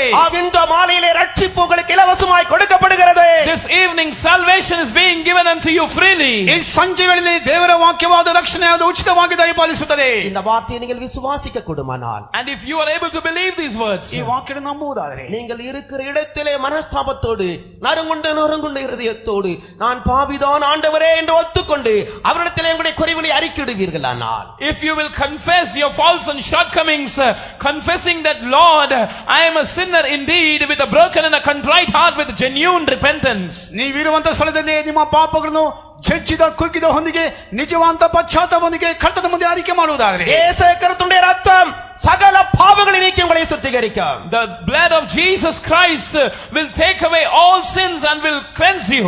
ಯೇಸುವಿನ ರಕ್ತವಾದು ಎಲ್ಲಾ ರೀತಿಯ ಅಶುದ್ಧವನ್ನು ತೆಗೆದು ಹಾಕಿ ಶುದ್ಧೀಕರಿಸುತ್ತದೆ. உங்களுடைய பெயர்கள் ஜீவ புஸ்தகத்திலே பரலோகத்தில் இருக்கிற ஜீவ புஸ்தகத்தில் எழுதப்பட்டுவிடும். And your names will be recorded in the book of life which is in heaven. ನಿಮ್ಮ ಹೆಸರುಗಳು ಪರಲೋಕದಲ್ಲಿ ಕಾಣப்படுವಂತ ಜೀವ ಪುಸ್ತಕದಲ್ಲಿ ಲಿಖಿತವಾಗುತ್ತದೆ. ஜீவ புஸ்தகத்தில் பெயர் எழுதப்படாதவனாக காணப்படுகிறவன் எவனோ அவன் அக்கினி கடலிலே தள்ளப்படுவான். And any man whose name is not found written in the book of life which is in heaven shall be cast forth into the lake of fire. ಜೀವ ಪುಸ್ತಕದಲ್ಲಿ ಹೆಸರು ಇಲ್ಲದೆ ಇರುವವನು ಅವನು ಬೆಂಕಿಯ ಕೆರೆಗೆ ತಳ್ಳಲ್ಪಡುತ್ತಾನೆ. இதோ அந்த அக்கினி கடலுக்கு தப்பும்படியாய் ஆண்டவராகிய இயேசு கிறிஸ்து நம் நடுவிலே உலாவிக் கொண்டிருக்கிறார். And the Lord Jesus Christ is moving in our midst for us to escape the lake of fire. ಆ ಬೆಂಕಿಯ ಕೆರೆಗೆ ತಳ್ಳಲ್ಪಡಬಾರದು ಎಂಬ ಉದ್ದೇಶದೊಂದಿಗೆ ಯೇಸು ಕ್ರಿಸ್ತ ನಮ್ಮ ಮಧ್ಯದಲ್ಲಿ ಸಂಚಾರ ಮಾಡುತ್ತಿದ್ದಾನೆ. ஒருவேளை நீங்கள் ரட்சிக்கப்பட்ட ரட்சிப்பின் அனுபவத்தை இழந்து பின் மாற்றமான அனுபவத்திலே செத்த நிலவரத்தில் இருப்பீர்களானால் உங்களை உயிர்ப்பிக்கும்படியாக அவர் நடுவிலே உலாவிக் கொண்டிருக்கிறார். Perhaps you might be saved, but you have lost the experience of salvation and you have slipped into backsliding and your soul is dead. In order to quicken you, the Lord Jesus Christ is walking in our midst. ಒಂದು ವೇಳೆ ರಕ್ಷಿಸಲ್ಪಟ್ಟು ಹಿಂಜಾದ ಸ್ಥಿತಿಯಲ್ಲಿ ಮರಣಿಸಲ್ಪಟ್ಟ ಅನುಮತಿಯಲ್ಲಿ ಇರುವುದಾದ್ರೆ ಈ ರಾತ್ರಿಯಲ್ಲಿ ಯೇಸು ನಿಮ್ಮನ್ನು ಉಜ್ಜೀವಿಸಕ್ಕಾಗಿ ನಮ್ಮ ಮಧ್ಯದಲ್ಲಿ ನಡೆದಾಡುತ್ತಾ ಇದ್ದಾನೆ. இந்த பாவ மன்னிப்பை நீங்கள் பெற்றுக்கொள்வீர்களானால், And if you will receive this forgiveness of sins, ಈ ಪಾಪ ಕ್ಷಮಾಪಣೆ ನೀವು ಹೊಂದಿಕೊಳ್ಳುವುದಾದರೆ, இந்த ரட்சிப்பு ஊற்று என்று வேதம் சொல்லுகிறது. and the Bible calls this salvation to be a fountain, ಇದು ರಕ್ಷಣೆಯ ಬುಗ್ಗೆ ಎಂಬುದಾಗಿ ದೇವರ ವಾಕ್ಯವೇ இது ஒரு ಹೇಳುತ್ತದೆ. பெரிய ஊற்றாக இருக்கிறது. and this is a big fountain. ಈ ದೊಡ್ಡ ಬುಗ್ಗೆಯಾಗಿ ಕಾಣಬರುತ್ತದೆ. பாவ மன்னிப்பை பெற்றுக்கொண்ட பிறகு தேவனுடைய ஆசீர்வாதங்களின் ஊற்றுகளை நீங்கள் அனுபவிக்கலாம். And you can experience the fountains of the blessings of God after you have received the forgiveness of sin. ಪಾಪ ಕ್ಷಮಾಪಣೆಯನ್ನು ಹೊಂದಿಕೊಂಡ ನಂತರ ದೇವರ ಬುಗ್ಗೆಗಳ ಆಶೀರ್ವಾದಗಳನ್ನು ಹೊಂದಿಕೊಳ್ಳಬಹುದು. ஓ தாகமாயிருக்கிறவர்களே தண்ணீர்கள் அண்டையிலே வாருங்கள் என்று அவர் அழைக்கிறார். The Lord calls, "Oh, ye that are thirsty, come unto the waters." ಬಾಯರಿದವರೇ ಈ ಬುಗ್ಗೆಗಳಿಗೆ ಬನ್ನಿರಿ ಎಂಬುದಾಗಿ ದೇವರು ಕರೆಯುತ್ತಾನೆ. ஆசீர்வாதத்தின் ஊற்றுகள் அண்டையிலே வாருங்கள் என்று அவர் அழைக்கிறார். He calls you and beckons you to come to the fountains of blessings. ಆಶೀರ್ವಾದ ಬುಗ್ಗೆಗಳ ಬಳಿಗೆ ಬನ್ನಿರಿ ಎಂಬುದಾಗಿ ಕರೆಯುತ್ತಾನೆ.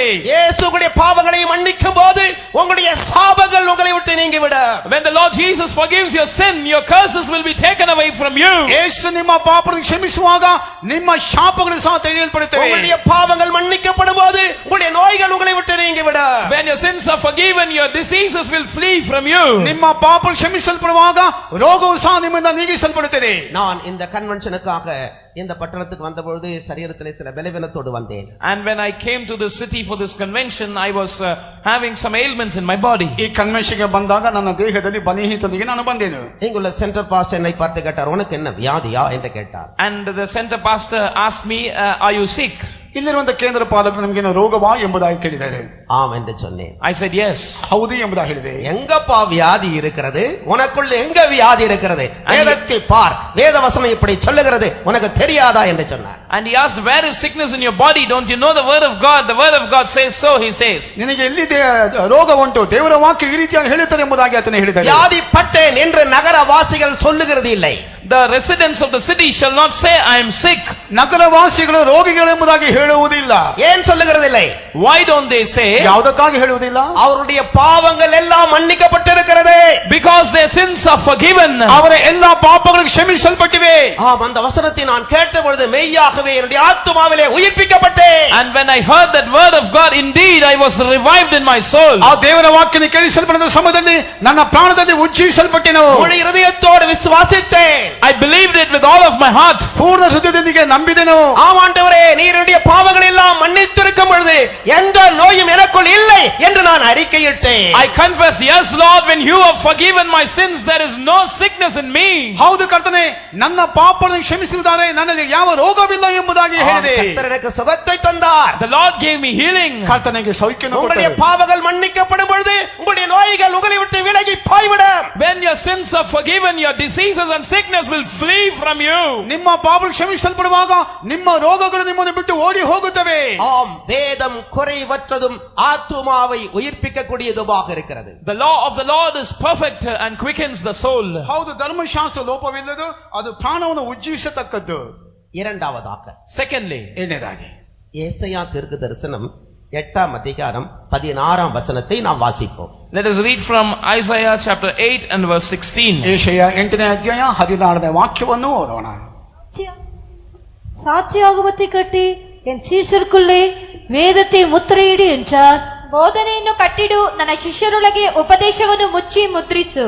Bind up the testimony, seal the law among my disciples. சாட்சி ஆகமத்தை கட்டி Bind up the testimony. ಬೋಧನೆಯನ್ನು ಕಟ್ಟಿಡು, என் சீஷருக்குள்ளே வேதத்தை முத்திரையிடு என்றார். And seal the law among my disciples. ನನ್ನ ಶಿಷ್ಯರೊಳಗೆ ಉಪದೇಶವನ್ನು ಮುಚ್ಚಿ ಮುದ್ರಿಸು. வேதம் குறைவற்றதும் ஆத்துமாவை உயிர்ப்பிக்கக்கூடியதுமாக இருக்கிறது. The law of the Lord is perfect and converts the soul. ಧರ್ಮೋಪದೇಶ ಲೋಪವಿಲ್ಲದ್ದು, ಪ್ರಾಣವನ್ನು ಉಜ್ಜೀವಿಸತಕ್ಕದ್ದು ಆಗಿದೆ. சாட்சி ஆகமத்தை கட்டி என் சீஷருக்குள்ளே வேதத்தை முத்திரையிடு. Bind up the testimony, seal the law among my disciples. ಬೋಧನೆಯನ್ನು ಕಟ್ಟಿಡು, ನನ್ನ ಶಿಷ್ಯರೊಳಗೆ ಉಪದೇಶವನ್ನು ಮುಚ್ಚಿ ಮುದ್ರಿಸು. ஆம் அருமையானவர்களே, வேதாகமம் அவருடைய சீஷருக்குள்ளே முத்திரையிடப்பட்டிருக்கிறது. Yes, dearly beloved ones, the word of God is sealed among his disciples. ಹೌದು ಪ್ರಿಯರೇ, ದೇವರ ವಾಕ್ಯವಾದ ತಮ್ಮ ಶಿಷ್ಯರಲ್ಲಿ ಮುದ್ರಿಸಿದೆ. பரலோக ராஜ்யத்தின் கருத்துகள் அத்தனையுமே ரகசியங்களாகவே அருளப்பட்டிருக்கிறது. And all the facts about the kingdom of heaven has been given as mysteries. ಪರಲೋಕದ ರಾಜ್ಯದ ಎಲ್ಲ ವಾಕ್ಯಗಳು ಸಹ ಅದು ಗುಟ್ಟಾಗಿ ರಹಸ್ಯವಾಗಿ ಕಾಣಬರುತ್ತವೆ. ரகசியம் என்று சொன்னால் அது எல்லாருக்கும் தெரிந்த காரியம் அல்ல. When we speak about a mystery, it is not known to everyone. ರಹಸ್ಯ ಎಂಬುದಾಗಿ ಹೇಳಿದ್ದಾರೆ, ಅದು ಎಲ್ಲರಿಗೂ ಅರ್ಥವಾಗುವಂತ ಕಾರ್ಯವಲ್ಲ. வேதம் ஒரு ரகசியமாக இருக்கிறது. And the word of God is a mystery. ಸತ್ಯವೇದವು ರಹಸ್ಯವಾಗಿದೆ. என் சீஷருக்குள்ளே வேதத்தை முத்திரையிடு என்று கர்த்தருடைய வசனம் சொல்லுகிறது. And the word of God says, seal the law among my disciples. ನನ್ನ ಶಿಷ್ಯರೊಳಗೆ ಉಪದೇಶವನ್ನು ಮುದ್ರಿಸು ಎಂಬುದಾಗಿ ದೇವರ ವಾಕ್ಯವು ಹೇಳುತ್ತದೆ. ஆம், சீஷர்களை குறித்து நாம் படிக்கிறோம். We read about the disciples. ಶಿಷ್ಯರನ್ನು ಕುರಿತಾಗಿ ನಾವು ಓದುತ್ತೇವೆ. அந்த சீஷர்களுக்கு தான் ஆண்டவராகிய இயேசு இப்படி சொன்னார். And the Lord told this to the disciples. ಆ ಶಿಷ್ಯರಿಗೆ ಯೇಸು ಈ ರೀತಿಯಾಗಿ ಹೇಳುತ್ತಾರೆ, எங்களோடு இவைகளை எல்லாம் ஓமைகளாக சொல்லுகிறீரே அதனுடைய கருத்து என்ன என்று சீஷர்கள் இயேசுவிடத்திலே கேட்டார்கள். And the disciples went to Jesus and asked, you are speaking all this to us as parables, what is the meaning of all this? ಈ ವಾಕ್ಯಗಳು ನಮಗೆ ಸಾಮ್ಯ ರೂಪವಾಗಿ ಹೇಳುತ್ತೀರಲ್ಲ, ಇದರ ಅರ್ಥವೇನೆಂಬುದಾಗಿ ಶಿಷ್ಯರಾತನ ಬಳಿ ಕೇಳಿದರು. ஓமைகளாக பேசுகிறீரே அதனுடைய நோக்கம் என்ன, அதனுடைய கருத்து என்ன என்று கேட்டார்கள். What is the intention, what is the meaning of these parables? ಸಾಮ್ಯಗಳಾಗಿ ಮಾತಾಡುತ್ತೀರಲ್ಲ, ಇದರ ಅರ್ಥವೇನು? மத்தேயு சுவிசேஷம் 13ஆம் அதிகாரம் 11வது வசனத்திலே அவர்களுக்கு அவர் பிரதியுத்தரமாக பரலோக ராஜ்யத்தின் ரகசியங்களை அறியும்படி உங்களுக்கு அருளப்பட்டது, அவர்களுக்கோ அருளப்படவில்லை என்று ஆண்டவர் சொன்னார். In Matthew's Gospel chapter 13 and verse 11, the Lord answered and said unto them, because it is given unto you to know the mysteries of the kingdom of heaven, but to them it is not given. ಮತ್ತೈದು ಬರೆದ ಸುವಾರ್ತೆ 13ನೇ ಅಧ್ಯಾಯ 11ನೇ ವಾಕ್ಯದಲ್ಲಿ ಪರಲೋಕ ರಾಜ್ಯದ ಗುಟ್ಟುಗಳನ್ನು ತಿಳಿಯುವ ವರವು ನಿಮಗೆ ಕೊಟ್ಟದೆ, ಅವರಿಗೆ ಕೊಟ್ಟಿಲ್ಲ. பரலோக ராஜ்யத்தின் ரகசியங்கள் சீஷர்களுக்கு மாத்திரமே அறிந்து கொள்ளும்படியாக அருளப்பட்டிருக்கிறது. And the mysteries of the kingdom of heaven are given unto the disciples that they may know them. ಪರಲೋಕದ ರಾಜ್ಯದ ಗುಟ್ಟುಗಳನ್ನು ಶಿಷ್ಯರಿಗೆ ಮಾತ್ರವೇ ಕೊಡಲ್ಪಟ್ಟಿದೆ. அப்படியானால் அந்த சீஷர்கள் யார்? If so, who are those disciples? ಹಾಗಾದರೆ ಶಿಷ್ಯರು ಯಾರು? யோவான் சுவிசேஷம் 17ஆம் அதிகாரத்திலே சீஷர்களை பற்றி ஆண்டவர் கூறுகிறார். In John's Gospel chapter 17, the Lord makes mention about his disciples. ಯೋಹಾನ ಬರೆದ ಸುವಾರ್ತೆ 17ನೇ ವಾಕ್ಯದಲ್ಲಿ ಶಿಷ್ಯನ ಕುರಿತಾಗಿ ಯೇಸು ಈ ರೀತಿ ಹೇಳುತ್ತಾರೆ. யோவான் சுவிசேஷம் 17ஆம் அதிகாரம் 6ஆம் வசனத்தை நாம் வாசிக்கும்போது, Reading from John's Gospel chapter 17 and verse 6. ಯೋಹಾನ ಬರೆದ ಸುವಾರ್ತೆ 17ನೇ ಅಧ್ಯಾಯ 6ನೇ ವಾಕ್ಯದಲ್ಲಿ ಓದುವಾಗ, இயேசு பிதாவிடம் வேண்டுதல் செய்தபோது இப்படி கூறுகிறார். When the Lord prayed to the Father, he says so. ತಂದೆ ಬಳಿ ಹೇಳುವಾಗ ಯೇಸು ಈ ರೀತಿಯಾಗಿ ಹೇಳುತ್ತಾರೆ, நீர் உலகத்தில் தெரிந்து எனக்கு தந்த மனுஷர்கள் என்று சொல்லுகிறார். He says, men whom thou hast given me out of the world. ಇಹಲೋಕದಿಂದ ತೆಗೆದು ನನಗೆ ಕೊಡಲ್ಪಟ್ಟಂತ ಮನುಷ್ಯರು ಎಂಬುದಾಗಿ ಯೇಸು ಹೇಳುತ್ತಾರೆ. சீஷர்கள் யார்? Who are the disciples? ಶಿಷ್ಯರು ಯಾರು? உலகத்திலே தேவன் தெரிந்து ஆண்டவராகிய இயேசுவுக்கு கொடுத்ததான மனுஷர்கள். They are men whom the Lord chose out of the world and has given them to Jesus. ಲೋಕದಲ್ಲಿ ಆರಿಸಲ್ಪಟ್ಟವರಾಗಿ ಯೇಸುವ ಹಸ್ತಕ್ಕೆ ಕೊಡಲ್ಪಟ್ಟಂತ ಮನುಷ್ಯರಾಗಿದ್ದಾರೆ. பிதாவாகிய தேவன் ஒரு கூட்டம் மனுஷரை ஆண்டவராகிய இயேசுவுக்கு சீஷராயிருக்கும்படியாக தத்தமாய் கொடுத்திருக்கிறார். And the Lord God the Father has chosen a group of people and has given them as a gift to the Lord Jesus Christ so that they might be his disciples. ತಂದೆಯಾದ ದೇವರು ಒಂದು ಗುಂಪಿನ ಜನರನ್ನು ಮೇಲ್ಪಡಿಸಿಕೊಂಡು ಯೇಸುವಿಗೆ ವರವಾಗಿ ಕೊಟ್ಟಿರುವವರು ಶಿಷ್ಯರಾಗಿ. அவர்கள் மனுஷரிலிருந்து மீட்கப்பட்டவர்கள். They are redeemed from men. ಅವರು ಮನುಷ್ಯರಿಂದ ವಿಮೋಚಿಸಲ್ಪಟ್ಟವರು. மனுஷர்கள் இன்னார் சொந்தம் என்று சொல்ல உரிமை பாராட்ட கூடாதபடி எல்லாரையும் வெறுத்து விட்டவர்கள். And they are people who have forsaken all and nobody in this world has claim over them. ಮನುಷ್ಯರು ನಮಗೆ ಸ್ವಂತ ಎಂಬುದಾಗಿ ಹೇಳಲಿಕ್ಕೆ ಯಾರಿಂದ ಹೇಳಲಿಕ್ಕೆ ಸಾಧ್ಯವಿಲ್ಲದ ರೀತಿಯಲ್ಲಿ ಆರಿಸಲ್ಪಟ್ಟವರು. அப்படியே பூமியிலே இருந்தவர்கள் மீட்கப்பட்டவர்கள். In the same manner they have been redeemed from the earth. ಅದೇ ರೀತಿಯಾಗಿ ಭೂಲೋಕದಿಂದ ವಿಮೋಚಿಸಲ್ಪಟ್ಟವರು. பூமியிலே சொத்து சுதந்திரம் என்று சொல்வதற்கு ஒன்றுமில்லாதவர்கள். They have nothing in the world to which they can call as their property, as their inheritance. ಭೂಲೋಕದಲ್ಲಿ ಸ್ವಂತ ಸೊತ್ತು ಎಂಬುದಾಗಿ ಹೇಳಲಿಕ್ಕೆ ಯಾರು ಇಲ್ಲದವರು. இப்படி எல்லாரையும் வெறுத்து விட்டவர்கள், எல்லாவற்றையும் வெறுத்து விட்டவர்களை சீஷர்கள் என்று வேதம் சொல்லுகிறது. And the word of God calls such people who have forsook their all and forsook their everybody as his disciples. ಈ ರೀತಿಯಾಗಿ ಎಲ್ಲ ಬಿಟ್ಟವರನ್ನು ಶಿಷ್ಯರು ಎಂಬುದಾಗಿ ದೇವರ ವಾಕ್ಯವು ಹೇಳುತ್ತದೆ. அவர்கள்தான் நீர் எனக்கு கொடுத்தவர்கள் என்று இயேசு தம்முடைய பிதாவை பார்த்து சொல்லுகிறார். And looking at them, the Lord Jesus addresses to the Father and calls them as people whom thou hast given me. ಅವರು ನೋಡಿ ತಂದೆ ನೋಡಿ ಯೇಸು ಹೇಳುತ್ತಾರೆ, ನೀ ನನಗೆ ಕೊಟ್ಟವರು ಎಂಬುದಾಗಿ ಹೇಳುತ್ತಾರೆ. யோவான் சுவிசேஷம் 17ஆம் அதிகாரம் 8ஆம் வசனத்தை நான் வாசிக்கும்போது, And reading from John's Gospel chapter 17 and verse 8, ಯೋಹಾನ ಬರೆದ ಸುವಾರ್ತೆ 17ನೇ ಅಧ್ಯಾಯ 8ನೇ ವಾಕ್ಯದಲ್ಲಿ ಓದುವಾಗ, நீர் எனக்கு கொடுத்த வார்த்தையை நான் அவர்களுக்கு கொடுத்தேன் என்று சொல்லுகிறார். the Lord says, for I have given unto them the words which thou gavest me. ನೀ ನನಗೆ ಕೊಟ್ಟಂತ ಮಾತುಗಳನ್ನು ಅವರಿಗೆ ಕೊಟ್ಟೆನೋ ಎಂಬುದಾಗಿ ಯೇಸು ಹೇಳುತ್ತಾರೆ. பிதாவாகிய தேவன் எதையெல்லாம் ரகசியமாக தம்முடைய குமாரனுக்கு கொடுத்தாரோ அந்த எல்லா வார்த்தைகளின் ரகசியத்தை இந்த சீஷர்களுக்கு இயேசு கொடுத்திருக்கிறார். And Jesus has handed over all the mysteries which was given to him by the Father to his disciple. ತಂದೆಯಿಂದ ಎಂತ ರಹಸ್ಯಗಳು ಯೇಸು ಕೊಡಲ್ಪಟ್ಟಿತ್ತೋ ಎಲ್ಲಾ ರಹಸ್ಯಗಳನ್ನು ತಮ್ಮ ಶಿಷ್ಯರಿಗೆ ಯೇಸು ಕೊಟ್ಟು ಬಿಟ್ಟರು. 17ஆம் அதிகாரம் யோவான் சுவிசேஷம் 17:9 நான் வாசிக்கும்போது, And reading from John's Gospel chapter 17 and verse 9, ಯೋಹಾನ ಬರೆದ ಸುವಾರ್ತೆ 17ನೇ ಅಧ್ಯಾಯ 9ನೇ ವಾಕ್ಯವನ್ನು ಓದುವಾಗ, நான் உலகத்துக்காக வேண்டிக் கொள்ளாமல் நீர் எனக்கு தந்தவர்களுக்காக வேண்டிக் கொள்கிறேன் என்று சொல்லுகிறார். I pray for them, I pray not for the world, but for them which thou hast given unto me. ನಾನು ಲೋಕಕ್ಕೋಸ್ಕರ ಬೇಡಿಕೊಳ್ಳುವುದಿಲ್ಲ, ನೀ ನನಗೆ ಕೊಡಲ್ಪಟ್ಟಂತ ಇವರಿಗಾಗಿ ಬೇಡಿಕೊಳ್ಳುತ್ತೇನೆ. இப்படி ஒரு கூட்டம் சீஷர்கள் முற்றிலுமாக இயேசுவுக்கு பிதாவாகிய தேவனால் தத்தமாய் கொடுக்கப்பட்டிருக்கிறார்கள். There is such a group of disciples who have forsook their all and they have been given to the Lord Jesus by the Father. ಇನ್ನ ಒಂದು ಗುಂಪಿನವರು ತಂದೆಯ ಮೂಲಕವಾಗಿ ಯೇಸುವಿಗೆ ಕೊಡಲ್ಪಟ್ಟಂತ ಶಿಷ್ಯರಾಗಿ ಕಂಡುಬರುತ್ತಾರೆ. அதே வேத பகுதியிலே யோவான் சுவிசேஷம் 17ஆம் அதிகாரம் 20ஆம் வசனத்தை நாம் வாசிக்கும் போது, in the same scriptural portion, that is John the Gospel chapter 17, when we read from verse 20, ಯೋಹಾನ ಬರೆದ ಸುವಾರ್ತೆ 17ನೇ ಅಧ್ಯಾಯ 20ನೇ ವಾಕ್ಯದಲ್ಲಿ ಓದುವಾಗ, நான் இவர்களுக்காக வேண்டிக் கொள்ளுகிறதும் அல்லாமல், neither pray I for these alone. ಇವರಿಗಾಗಿ ನಾನು ಬೇಡಿಕೊಳ್ಳುವುದು ಮಾತ್ರವಲ್ಲ, ஆம் இந்த சீஷர்களுக்காக மட்டும் நான் வேண்டிக் கொள்ளுகிறதும் அல்லாமல், I pray not for these disciples alone, ಶಿಷ್ಯರಿಗಾಗಿ ಪ್ರಾರ್ಥಿಸುವುದು ಮಾತ್ರವಲ್ಲ, இவருடைய வார்த்தையினால் என்னை விசுவாசிக்கிறவர்களுக்காக வேண்டிக் கொள்ளுகிறேன் என்று சொல்லுகிறார். but for them also which shall believe me through their word, says the Lord Jesus. ವಾಕ್ಯ ನಂಬುವಂತ ಇವರಿಗಾಗಿ ಸಹ ನಾನು ಬೇಡಿಕೊಳ್ಳುತ್ತೇನೆ ಎಂಬುದಾಗಿ ಹೇಳುತ್ತಾನೆ. இவர்களும் சீஷர்கள் என்றே சொல்லப்பட்டிருக்கிறார்கள். And even they are called the disciples. ಇವರು ಸಹ ಶಿಷ್ಯರು ಎಂಬುದಾಗಿ ಕರೆಯಲ್ಪಡುತ್ತಾರೆ. ஆம், இவர்கள் எல்லாவற்றையும் வெறுத்தும் விட்டவர்களும் அல்ல, எல்லாவற்றையும் பார்க்கிற ஆண்டவராகிய இயேசுவை அதிகமாய் நேசித்து பின்பற்றுகிறவர்கள். They are not a group of people who have left and forsook the all, but they are a group of people who love the Lord Jesus above everything and everybody and follow him. ಇವರು ಎಲ್ಲವನ್ನು ಬಿಟ್ಟವರು ಮಾತ್ರವಲ್ಲ, ಯೇಸುವನ್ನು ಮಿಗಿಲಾಗಿ ಪ್ರೀತಿಸಿದವರು. இவர்களை குறித்துதான் ஆண்டவராகிய இயேசு தம்முடைய சீஷர்களுக்கு கட்டளையிட்டார். Concerning them, the Lord Jesus commanded his disciples. ಇವರು ನೋಡಿ ನಮ್ಮ ಶಿಷ್ಯರು ಎಂಬುದಾಗಿ ಯೇಸು ಹೇಳುತ್ತಾರೆ. என்ன கட்டளையிட்டார்? What did the Lord command? ಇಂಥವರು ಯಾವ ಕಟ್ಟಳೆಯನ್ನು ಕೊಡುತ್ತಾರೆ? மத்தேயு சுவிசேஷம் 28ஆம் அதிகாரம் 19வது வசனத்தை நாம் வாசிப்போம். Let us read from Matthew's Gospel chapter 28 and verse 19. ಮತ್ತೇನು ಮಾಡುವ ಸುವಾರ್ತೆ 28ನೇ ಅಧ್ಯಾಯ 19ನೇ ವಾಕ್ಯವನ್ನು ಓದೋಣ.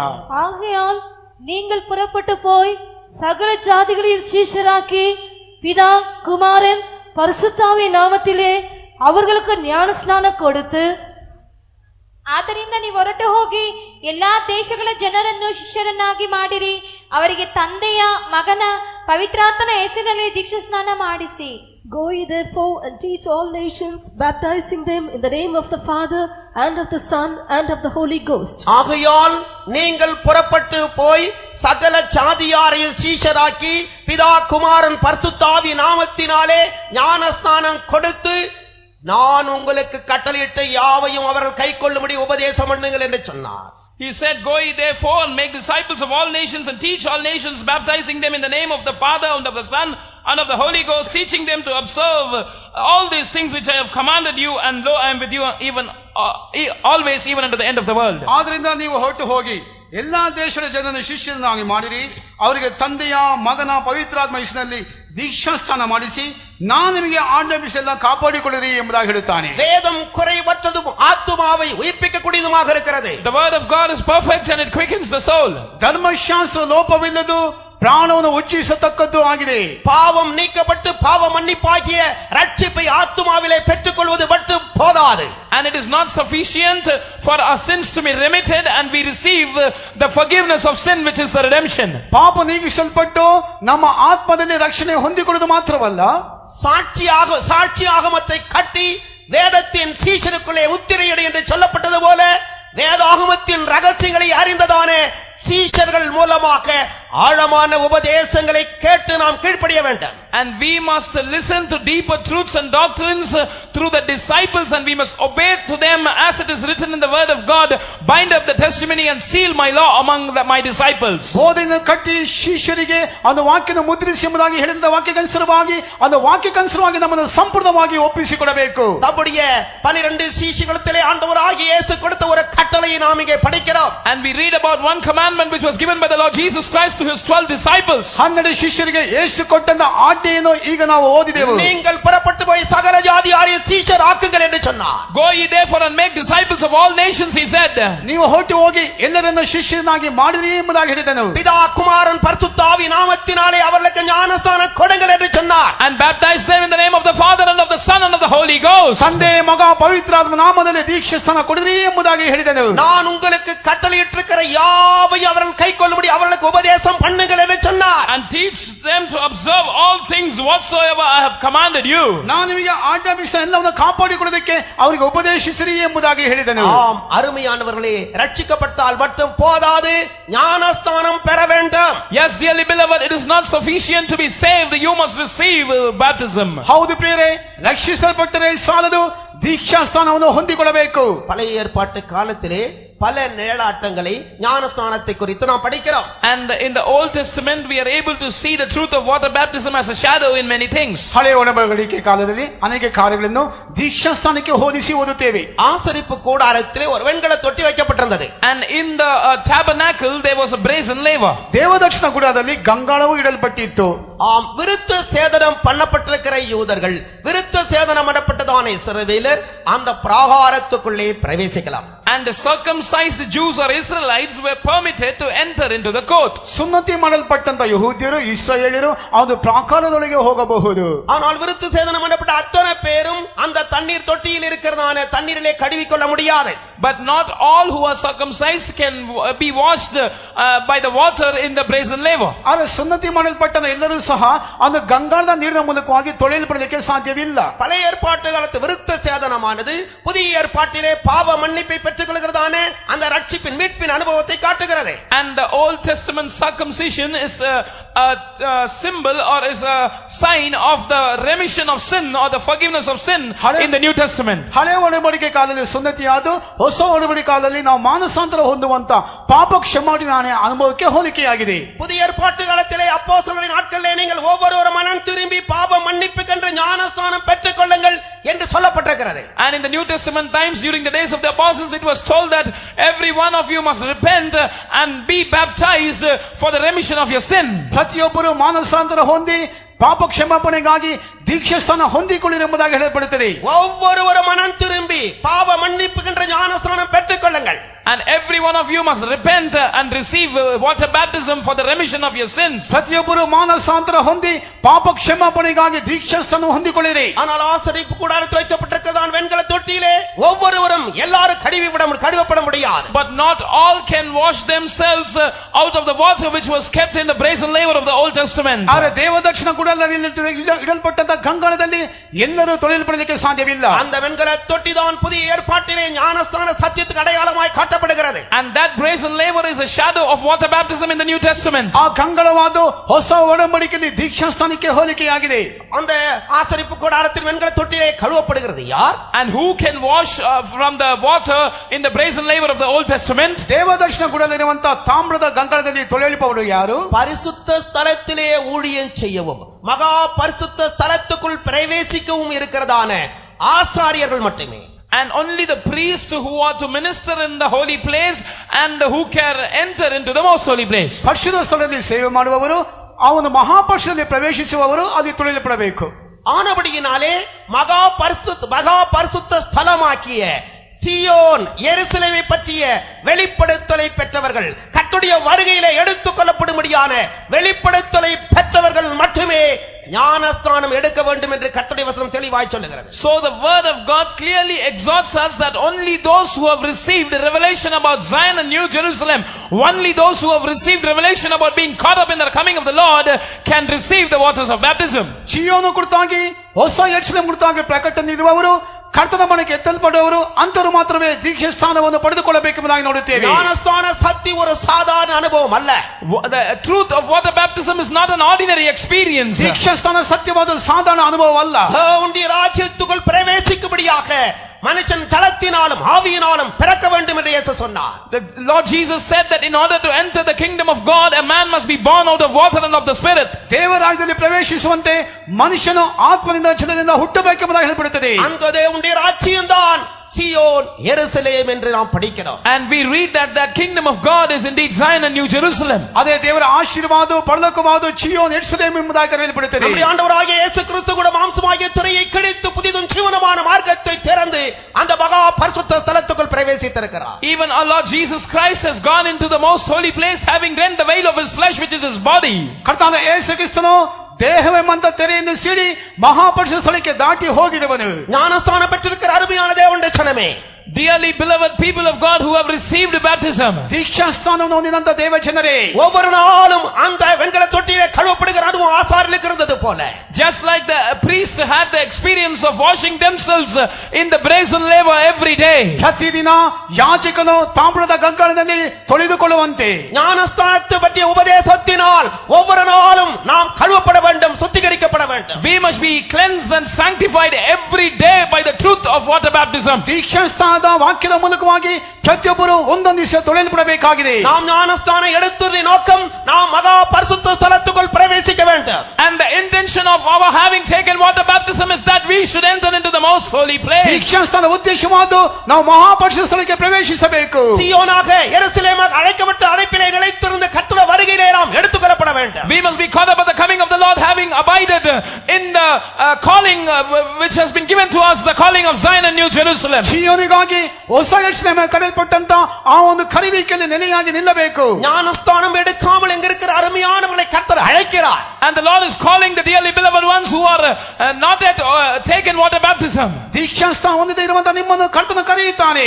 கர்த்தர் உங்களுக்கு ஒரு உன்னதமான அழைப்பை கொடுக்கிறார். God is giving you a high calling. ಉನ್ನತವಾದ ಕರೆಯುವಿಕೆಯನ್ನು ಕರ್ತನು ಕೊಡುತ್ತಾನೆ. ஆம், வேதமானது சீஷர்களுக்குள்ளே உத்தரிக்கப்பட்டிருக்கிறது. And the word of God is sealed among his disciples. ದೇವರ ವಾಕ್ಯವಾದ ಶಿಷ್ಯರಲ್ಲಿ ಮುದ್ರಿಸಲ್ಪಟ್ಟಿದೆ. அப்போஸ்தலருக்கு வெளிப்படுத்தப்பட்டதான சுவிசேஷத்தை சத்தியங்களை நாங்கள் உங்களுக்கு அறிவிக்கிறோம். And we are announcing to you the gospel, the truths which have been declared unto the apostles. ಅಪೊಸ್ತಲರಿಗೆ ಪ್ರಕಟಿಸಲ್ಪಟ್ಟ ವಾಕ್ಯಗಳನ್ನೇ ನಾವು ನಿಮಗೆ ಬೋಧಿಸುತ್ತಿದ್ದೇವೆ. வேதம் குறைவற்றதும் ஆத்துமாவை உயிர்ப்பிக்கக்கூடியதுமாக இருக்கிறது. The word of God is perfect and it quickens the soul. ಧರ್ಮಶಾಸ್ತ್ರ ಲೋಪವಿಲ್ಲದು ಪ್ರಾಣವನ್ನು ಉಜ್ಜೀವಿಸುತ್ತದೆ. மூன்றாவதாக, Thirdly, ಮೂರನೇದಾಗಿ நீங்கள் இந்த வேதத்தை நேசிப்பீர்களானால், if you will love this word of God, ಈ ವಾಕ್ಯವನ್ನು ಪ್ರೀತಿಸುವುದಾದರೆ மிகுந்த சமாதானம் உண்டு. you will have a perfect peace. ನಿಮಗೆ ಹೆಚ್ಚಾದ ಪೂರ್ಣ ಸಮಾಧಾನ ಉಂಟು. 119 சங்கீதம் 165 வசனத்திலே அப்படி வாசிக்கிறோம். We read so in Psalms 119 and verses 165. 119ನೇ ಕೀರ್ತನೆಗಳು 165ನೇ ವಾಕ್ಯದಲ್ಲಿ ಈ ರೀತಿ ಆಗುತ್ತದೆ. உமது வேதத்தை நேசிப்பவர்களுக்கு மிகுந்த சமாதானம் உண்டு. And perfect peace have they which love thy law. ನಿಮ್ಮ ಧರ್ಮಶಾಸ್ತ್ರ ಪ್ರೀತಿಸುವವರಿಗೆ ಪೂರ್ಣ ಸಮಾಧಾನ ಉಂಟು. மனுஷனுக்கு எத்தனையோ வசதி வாய்ப்புகள் உலகத்தில் உண்டாயிருக்கலாம். And man might have many comforts and many luxuries in this world. ಮನುಷ್ಯನಿಗೆ ಎಷ್ಟು ಅನುಕೂಲತೆಗಳು ಇಹಲೋಕದಲ್ಲಿ ಕಾಣಪಡಬಹುದು. சமாதானம் இல்லாமல் போகுமானால் உலகத்திலே என்ன இருந்தும் பிரயோஜனம் இல்லாமல் போய்விடும். But it profits a man nothing even if he has everything, if he does not have peace. ಸಮಾಧಾನ ಇಲ್ಲದೆ ಹೋದರೆ ಏನಿದ್ರೂ ಸಹ ಅದು ಏನಿಲ್ಲದೆ ಹೋಗುತ್ತದೆ. இந்த பூமியிலே சமாதானத்தோடு வாழ்ந்தால் மட்டுமே சமாதானத்தின் ராஜ்யமாகிய தேவனுடைய ராஜ்யத்துக்குள் பிரவேசிக்க முடியும். Only if we live a life of peace upon this earth we can enter into the kingdom of peace, which is the kingdom of God. ಇಹಲೋಕದಲ್ಲಿ ಸಮಾಧಾನವಾಗಿ ಬಾಳುತ್ತಾರೆ, ಸಮಾಧಾನವು ಕಾಣಪಡುವಂತ ಒಂದು ಪರಲೋಕ ರಾಜ್ಯಕ್ಕೆ ಹೋಗಲಿಕ್ಕೆ ಸಾಧ್ಯ. வேதம் நமக்கு சமாதானத்தை வாக்கு பண்ணுகிறது. And the word of God promises peace unto us. ದೇವರ ವಾಕ್ಯವನ್ನು ಸಮಾಧಾನವನ್ನು ವಾಗ್ದಾನವಾಗಿ ನೀಡುತ್ತದೆ. வேதத்தை நேசிப்பவர்களுக்கு சமாதானம் உண்டு. And peace have they which love thy law. ದೇವರ ವಾಕ್ಯವನ್ನು ಪ್ರೀತಿಸುವವರಿಗೆ ಸಮಾಧಾನ ಉಂಟು. வேதத்தின் உட்கருத்தே ஆண்டவராகிய இயேசுதான். And the main theme of the word of God is the Lord Jesus Christ. ದೇವರ ವಾಕ್ಯದ ಸರಿಯಾದ ಅರ್ಥವಾದದ್ದು ಕರ್ತನ ಯೇಸು ಕ್ರಿಸ್ತನಾಗಿದ್ದಾರೆ. நீங்கள் இயேசுவின் வார்த்தையை நேசிப்பீர்களானால், If you will love the word of Jesus, ನೀವು ಯೇಸುವಿನ ವಾಕ್ಯವನ್ನು ಪ್ರೀತಿಸುವುದಾದರೆ அவர் சமாதானத்தை வாக்கு பண்ணுகிறார். he promises you peace. ನಿಮಗೆ ಸಮಾಧಾನವನ್ನು ವಾಗ್ದಾನವಾಗಿ ಕೊಡುತ್ತಾನೆ. சமாதானத்தை நான் உங்களுக்கு வைத்து போகிறேன். A peace I'll live with you. ಸಮಾಧಾನವನ್ನು ನಿಮಗೆ ಕೊಡುತ್ತೇನೆ. என்னுடைய சமாதானத்தையே நான் உங்களுக்கு கொடுக்கிறேன். I give unto you even my peace. ನನ್ನ ಸಮಾಧಾನವನ್ನೇ ನಿಮಗೆ ಕೊಡುತ್ತೇನೆ. உலகம் கொடுக்கிற பிரகாரமாக அல்ல, Not as the world giveth. ಲೋಕ ಕೊಡುವಂತ ಸಮಾಧಾನವಲ್ಲ. என்னுடைய சமாதானத்தை நான் உங்களுக்கு கொடுக்கிறேன். My peace I give you. ನನ್ನ ಸಮಾಧಾನವನ್ನೇ ನಿಮಗೆ ಕೊಡುತ್ತೇನೆ. உங்களுடைய இருதயம் கலங்காமலும் பயப்படாமலும் இருப்பதாக. Let not your hearts be troubled and let not your hearts be afraid. ನಿಮ್ಮ ಹೃದಯದ ಕಳವಳಗೊಳ್ಳುವುದು ಬೇಡ, ಭಯಪಡುವುದು ಬೇಡ. சமாதானம் இல்லாமல் இங்கு கடந்து வந்திருப்பீர்களானால், If you have come here without peace, ಸಮಾಧಾನವಿಲ್ಲದೆ ಇಲ್ಲಿಗೆ ಬಂದಿರುವುದಾದರೆ உங்களுக்கு சமாதானத்தை உண்டு பண்ணும்படியாக ஆண்டவர் தம்முடைய வார்த்தையை உங்களுக்கு கொடுக்கிறார். the Lord Jesus is giving you his word in order to give you peace. ಸಮಾಧಾನ ಉಂಟು ಮಾಡುವಂತ ದೇವರ ವಾಕ್ಯವನ್ನು ನಿಮಗೆ ಕೊಡುತ್ತಾನೆ. உலகம் கொடுக்கிறதான சமாதானம் பணத்தினால் உண்டாயிருக்கிற சமாதானம். And the peace which the world gives is peace resulting out of money. ಲೋಕ ಕೊಡುವಂತ ಸಮಾಧಾನವಾದ ಹಣದ ಮೂಲಕವಾಗಿ ಲಭಿಸುವಂತ ಸಮಾಧಾನ. பதவியினால் கொடுக்கிற சமாதானம். And peace resulting out of position. ಪದವಿಯ ಮೂಲಕವಾಗಿ ಕೊಡುವಂತ ಸಮಾಧಾನ. உறவுகளால் கொடுக்கிற சமாதானம். And peace resulting out of relationships. ನಾನಾ ರೀತಿಯಿಂದ ಬಾಂಧವ್ಯತೆಯಿಂದ ಕೊಡುವಂತ ಸಮಾಧಾನ. இவைகளெல்லாம் ஒழிந்து போகும்போது அந்த சமாதானமும் சேர்ந்து ஒழிந்து போய்விடும். All that will pass away and the peace resulting out of this will also pass away. ಎಲ್ಲ ನಾಶವಾಗಿ ಹೋಗುವಾಗ ಸಮಾಧಾನವು ನಾಶವಾಗಿ ಹೋಗುತ್ತದೆ. இயேசு கொடுக்கிற சமாதானத்தை ஒழிக்க முடியாது. But the peace which the Lord Jesus gives cannot be lost. ಯೇಸು ಕೊಡುವಂತ ಸಮಾಧಾನವು ನಾಶವಾಗದೇ ಇರುವಂತ ಸಮಾಧಾನ. வேதத்தை நீங்கள் நேசிப்பீர்களானால், If you will love the word of God, ಆತನ ವಾಕ್ಯವನ್ನು ಪ್ರೀತಿಸುವುದಾದರೆ மிகுந்த சமாதானத்தை அவர்களுக்கு வாக்கு பண்ணுகிறார். He promises you great peace, perfect peace. ಸಂಪೂರ್ಣ ಸಮಾಧಾನವನ್ನು ಕರ್ತನು ಕೊಡುತ್ತಾನೆ. மோசே ஆகிய தேவனுடைய தாசன் மரித்தபோது, When a man of God named Moses died, ಮೋಶೆ ಆಗಿದ್ದ ದೇವರ ದಾಸನು ಸತ್ತಾಗ தம்முடைய அந்த மோசேயின் வேலைக்காரனாகிய நூனின் குமாரனாகிய யோசுவா கர்த்தர் இப்படி சொல்லுகிறார். and the Lord looks at Joshua the son of Nun, who was the servant of Moses, like this. ನೂನನ ಮಗನಾಗಿರುವಂತ ಮೋಶೆ ಶಿಷ್ಯನಾದಂತ ಯೆಹೋಶುವನಿಗೆ ಈ ರೀತಿಯಾಗಿ ಹೇಳುತ್ತಾರೆ, நீ உயிரோடு இருக்கும் நாளெல்லாம் உனக்கு முன்பாக ஒருவனும் எதிர்த்து நிற்பதில்லை என்று சொல்லுகிறார். And no man can be able to stand against thee all the days of thy life. ನೀನು ಜೀವದಲ್ಲಿರುವ ತನಕ ಒಬ್ಬನು ನಿನಗೆ ಎದುರು ನಿಲ್ಲುವುದಿಲ್ಲ ಎಂಬುದಾಗಿ ಹೇಳುತ್ತಾರೆ. பயப்படாமலும் கலங்காமலும் இருப்பாயாக. Be not troubled, be not afraid. ಭಯಪಡಬೇಡ, ಕಳವಳಗೊಳ್ಳಬೇಡ. பலம் கொண்டு திடமனதாய் இருப்பாயாக. Be strong and be bold. ಬಲಗೊಂಡು ಸ್ಥಿರ ಮನಸ್ಸೊಂದಿಗೆ ಇರು. நீ செய்ய வேண்டிய ஒரே ஒரு காரியம் உண்டு. And there is one thing which thou ought to do. ನೀನು ಮಾಡಬೇಕಾಗಿರುವಂತ ಒಂದು ಕಾರ್ಯ ಉಂಟು. இந்த வேத வசனத்தை மாத்திரம் நியாயப்பிரமாண புத்தகத்தில் இருக்கிற எல்லாவற்றையும் இரவும் பகலும் தியானித்துக் கொண்டிருப்பாயாக. You must meditate all that is contained in the book of the law, the word of God, day and night. ಧರ್ಮಶಾಸ್ತ್ರ ವಾಕ್ಯವನ್ನು ಹಗಲಿರುಳು ಧ್ಯಾನಿಸುತ್ತಾ ಇರು. அப்பொழுது உன்னுடைய வழியை நீ வாய்க்க பண்ணுவாய். Then thou shalt prosper thy way. ನೀನು ಕೃತಾರ್ಥನಾಗುವಿ. நீ புத்திமானாய் நடந்து கொள்வாய். Thou shalt walk as a wise man. ನೀ ಬುದ್ಧಿವಂತನಾಗಿರುವಿ. நீ போகிற இடமெல்லாம் உன் தேவனாய் கர்த்தர் உன்னோடு கூட இருப்பார். And the Lord thy God shall be with thee in all the places which thou goest. ನೀನು ಹೋಗುವಂತ ದಾರಿಯಲ್ಲಿ ಕರ್ತನು ನಿನ್ನೊಂದಿಗೆ ಇರುತ್ತಾನೆ. தேவனுடைய வார்த்தைகளுக்குள் இருக்குமானால் ஒரு வல்லமை உங்களை மேற்கொள்ள முடியாது. If the word of God resides in you, no power can be able to prevail over you. ದೇವರ ವಾಕ್ಯ ನಿನ್ನಲ್ಲಿ ವಾಸ ಮಾಡಿದರೆ ಯಾವ ಕ್ರಿಯೆಗಳು ನಿನಗೆ ಎದುರಾಗಿ ನಿಲ್ಲುವುದಿಲ್ಲ. கர்த்தருடைய வார்த்தை உங்களுக்கு சமாதானத்தை கொடுக்கிறது. The word of God gives you peace. ದೇವರ ವಾಕ್ಯ ನಿಮಗೆ ಸಮಾಧಾನ ಕೊಡುತ್ತದೆ. நான்காவதாக, Fourthly, ನಾಲ್ಕನೇದಾಗಿ தேவனுடைய வார்த்தை உங்களை குணமாக்குகிறது. the word of God heals you. ದೇವರ ವಾಕ್ಯವು ನಿಮಗೆ ಸೌಖ್ಯ ಕೊಡುತ್ತದೆ. 107 சங்கீதம் 20 வசனத்தை நான் வாசித்தால், Reading from the 107th Psalm and verse 20, 107ನೇ ಕೀರ್ತನೆಗಳು 20ನೇ ವಾಕ್ಯದಲ್ಲಿ அவர் தம்முடைய வசனத்தை அனுப்பி அவர்களை குணமாக்குகிறார். he sends forth his word and heals them. ಆತನ ವಾಕ್ಯನ ಕಳಿಸಿ ಸೌಖ್ಯವನ್ನು அவர் தம்முடைய ಕೊಡುತ್ತಾನೆ. வசனத்தை அனுப்பி அவர்களை குணமாக்குகிறார். He sends forth his word and heals them. ತನ್ನ ವಾಕ್ಯನ ಕಳಿಸಿ ಗುಣಪಡಿಸುತ್ತಾನೆ. அவர்களை அழிவுக்கு தப்புவிக்கிறார். And he saves them from destruction. ನಾಶನಕ್ಕೆ ತಪ್ಪಿಸುತ್ತಾನೆ. மத்தேயு சுவிசேஷம் 8ஆம் அதிகாரம் 16ஆம் வசனத்தை நான் வாசிக்கும்போது, And reading from Matthew's Gospel chapter 8 and verse 16, ಮತ್ತೇನು ಬರೆದ ಸುವಾರ್ತೆ 8ನೇ ಅಧ್ಯಾಯ 16ನೇ ವಾಕ್ಯದಲ್ಲಿ ಓದುವಾಗ, அஸ்தமனமான போது பிசாசு பிடித்திருந்த அநேகரை அவரிடத்திலே கொண்டு வந்தார்கள். at the sunset they brought unto him many that were oppressed by demons. ಸೂರ್ಯಾಸ್ತಮಾನವಾದಾಗ ದೆವ್ವಗಳಿದ್ದಂತ ಅನೇಕರನ್ನು ಆತನ ಬಳಿ ಕರೆತಂದರು. அந்த அசுத்த ஆவிகளை ஆண்டவராகிய இயேசு தம்முடைய வார்த்தையினாலே அதட்டினார். And the Lord Jesus rebuked those evil spirits by his word. ಆ ದೆವ್ವಗಳನ್ನು ಯೇಸು ಕ್ರಿಸ್ತನ ವಾಕ್ಯದ ಮೂಲಕವಾಗಿ ಅವನು ಓಡಿಸಿ ಬಿಟ್ಟನು. வார்த்தையினாலே அவர் துரத்தினார். And he cast out those spirits with his word. ಮಾತಿನ ಮೂಲಕವಾಗಿ ಹೊರದೋಡಿಸಿದನು. பிணியாளிகள் எல்லாரையும் அவர் சுத்தமாக்கினார். And healed all that were sick. ಎಲ್ಲಾ ರೋಗಿಗಳಿಗೆ ಸೌಖ್ಯ ಕೊಟ್ಟನು. தேவனுடைய வார்த்தை வல்லமை உள்ளது. The word of God is powerful. ದೇವರ ವಾಕ್ಯವು ಶಕ್ತಿಶಾಲಿಯಾಗಿದೆ. தேவனுடைய வார்த்தையாய் ஆண்டவராகிய இயேசு கிறிஸ்து நாமத்திலே உலாவிக் கொண்டிருக்கிறார். And the word of God, which is the Lord Jesus Christ, is moving amongst us. ದೇವರ ವಾಕ್ಯವಿರುವಂತ ಆ ಯೇಸು ಕ್ರಿಸ್ತ ನಮ್ಮಲ್ಲಿ ಸಂಚರಿಸುತ್ತಾ ಇದ್ದಾನೆ. எப்படிப்பட்ட வியாதியஸ்தராக நீங்கள் வந்திருந்தாலும் சரி, You might have come afflicted by whatever sickness. ಎಂತ ರೋಗವಾದರೂ ಸರಿ, அவருடைய வார்த்தைகளை தொடும். The word of God will touch you. ಆತ ವಾಕ್ಯ ನಿಮ್ಮನ್ನು ಮುಟ್ಟುತ್ತದೆ. வார்த்தையை அவர் அனுப்பி உங்களை குணமாக்குவார். He shall send forth his word and heal you. ವಾಕ್ಯನ ಕಳಿಸಿ ನಿಮ್ಮನ್ನು ಮುಟ್ಟುತ್ತಾನೆ, ಸೌಖ್ಯಪಡಿಸುತ್ತಾನೆ. யோவான் சுவிசேஷம் 4ஆம் அதிகாரம் John's Gospel chapter 4. ಯೋಹನ ಬರೆದ ಸುವಾರ್ತೆ 4ನೇ ಅಧ್ಯಾಯ 46 இருந்து 50 வசனம் வரை வாசிப்போமானால், Reading from verses 46 till 50. 46 ರಿಂದ 50 ವಾಕ್ಯನ ಓದುವಾಗ, கப்பர்நகூமில் ராஜாவின் மனுஷன் ஒருவன் வியாதிப்பட்டிருந்தான். ராஜாவின் மனுஷனுடைய குமாரன் ஒருவன் வியாதிப்பட்டிருந்தான். And one man who was the son of a man who was the servant of the king of Capernaum was sick. ಕಪರ್ನೌಮಿನ ರಾಜನಾಗಿರುವಂತ ಒಬ್ಬ ಮನುಷ್ಯನು ರೋಗ ಪೀಡಿತನಾಗಿದ್ದನು. அவன் இயேசுவிடம் போய் என் குமாரன் குணமாகும்படியாக நீர் வந்து குணமாக்க வேண்டும் என்று வேண்டிக் கொண்டார். He went to Jesus and besought Jesus to come and heal his son. ಯೇಸು ಬಳಿಗೆ ಹೋಗಿ ನನ್ನ ಮಗನಿಗೆ ಸೌಖ್ಯವನ್ನು ಕೊಡಬೇಕೆಂಬುದಾಗಿ ಬೇಡಿಕೊಂಡನು. இயேசுவை நோக்கி நீ போகலாம், அவன் பிழைத்திருக்கிறான் என்று சொன்னார். And Jesus said, Thou shalt go and your son is healed. ನೀನು ಹೋಗವನು ಬದುಕುತ್ತಾನೆ ಎಂಬುದಾಗಿ ಯೇಸು ಹೇಳಿದರು. இயேசு சொன்ன வார்த்தையை நம்பி அவன் புறப்பட்டு போனான். And the man believed the words of Jesus and set forth. ಯೇಸು ಹೇಳಿದಂತ ವಾಕ್ಯದ ಮೇಲೆ ನಂಬಿಕೆ ಇಟ್ಟು ಹೊರಟು ಹೋದನು. அவருடைய மகன் குணமாக்கப்பட்டிருக்கிறதை அவன் கண்டான். And he saw that his son was healed. ತನ್ನ ಮಗನು ಗುಣಮುಖವಾದದ್ದನ್ನು ಕಂಡನು. உன்னுடைய மகன் குணமாக்கப்பட்டிருக்கிறான் என்று அவர் எந்த மணிவெளியில் சொன்னாரோ அதே மணிவெளியில் அவன் குணமாக்கப்பட்டிருந்தான். In the same hour during which Jesus said that go thy way, thy son liveth, in that same hour his son was healed. ಯಾವ ಗಂಟೆಯಲ್ಲಿ ಅವನಿಗೆ ಸೌಖ್ಯವಾಗುತ್ತದೆ ಎಂಬ ಯೇಸು ಹೇಳಿದ್ರು ಅದೇ ಗಂಟೆಯಲ್ಲಿ ಅವನಿಗೆ ಸೌಖ್ಯವಾಯಿತು. அப்படியே மத்தேயு சுவிசேஷம் 8ஆம் அதிகாரம் 8ஆம் வசனத்திலே 100க்கு அதிபதியினுடைய வேலைக்காரனை குறித்து நாம் படிக்கிறோம். And in the same way in Matthew's Gospel chapter 8 and verse 8 we read about the servant of a centurion. ಮತ್ತೊಂದು ಬರೆಸುವಾರ್ತೆ 8ನೇ ವಾಕ್ಯದಲ್ಲಿ ಶತಾಧಿಪತಿಯ ಆಳಿಗೆ ಸೌಖ್ಯವಿಲ್ಲದೆ ಇರುವಂತದ್ದನ್ನು ನಾವು ಓದುತ್ತೇವೆ. ಅವನು ತನ್ನುடைய வேலைக்காரன் குணமாக வேண்டும் என்று அவன் விரும்பினான். He also desired the healing of his servant.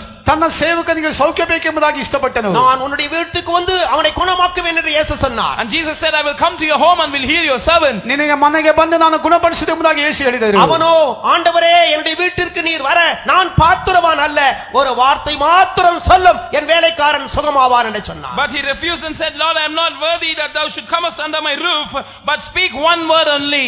ನನ್ನ ಮನೆಗೆ ಬರುವಂತ ಯೋಗ್ಯತೆ ನನಗಿಲ್ಲ, ಒಂದು ಮಾತು ಮಾತ್ರ ಹೇಳು ಎಂಬುದಾಗಿ ಹೇಳಿದನು. ஆம், அப்படியே அவருடைய விசுவாசத்தின்படியே ஆகட்டும் என்று அவர் சொன்னார். Indeed, according to his faith it shall be unto him, said Jesus. ಅವನ ನಂಬಿಕೆಗೆ ಅನುಸಾರವಾಗಿ ಹಾಗೆ ಆಗಲಿ ಎಂಬುದಾಗಿ ಯೇಸು ಹೇಳಿದರು. வேலைக்காரன் குணமானான். And his servant was healed. ಅವನ ಸೇವಕನಿಗೆ ಸೌಖ್ಯವಾಯಿತು. கர்த்தர் ஒரு வார்த்தை மாத்திரம் தான் சொன்னார். The Lord only told one word. ಒಂದು ಮಾತನ್ನು ಮಾತ್ರವೇ ಹೇಳಿದರು. நீ போ, உன்னுடைய குமாரன் குணமாயிருக்கிறான்.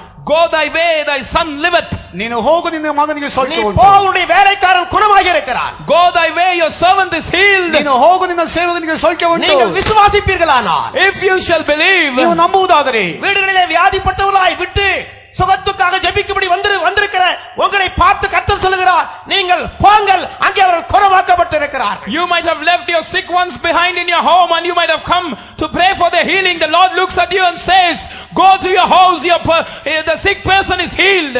ವ್ಯಾಧಿ ಪೀಡಿತರನ್ನು ನಿಮ್ಮ ಮನೆಯಲ್ಲಿ ಬಿಟ್ಟು ಬಂದಿರಬಹುದು, ಈಗ ಯೇಸು ಹೇಳ್ತಾರೆ ನೀವು ಹೋಗಿರಿ, ಅಂತವರಿಗೆ ಸೌಖ್ಯವಾಗುತ್ತದೆ ಎಂಬುದಾಗಿ. ಯೇಸುವಿனுடைய பாவங்களை மட்டுமல்ல, the Lord Jesus not only forgives your sin, ಯೇಸು ಪಾಪಗಳನ್ನು ಮಾತ್ರವಲ್ಲ, நம்முடைய நோய்களை அவர் தம்முடைய சரீரத்திலே சுமந்திருக்கிறார்.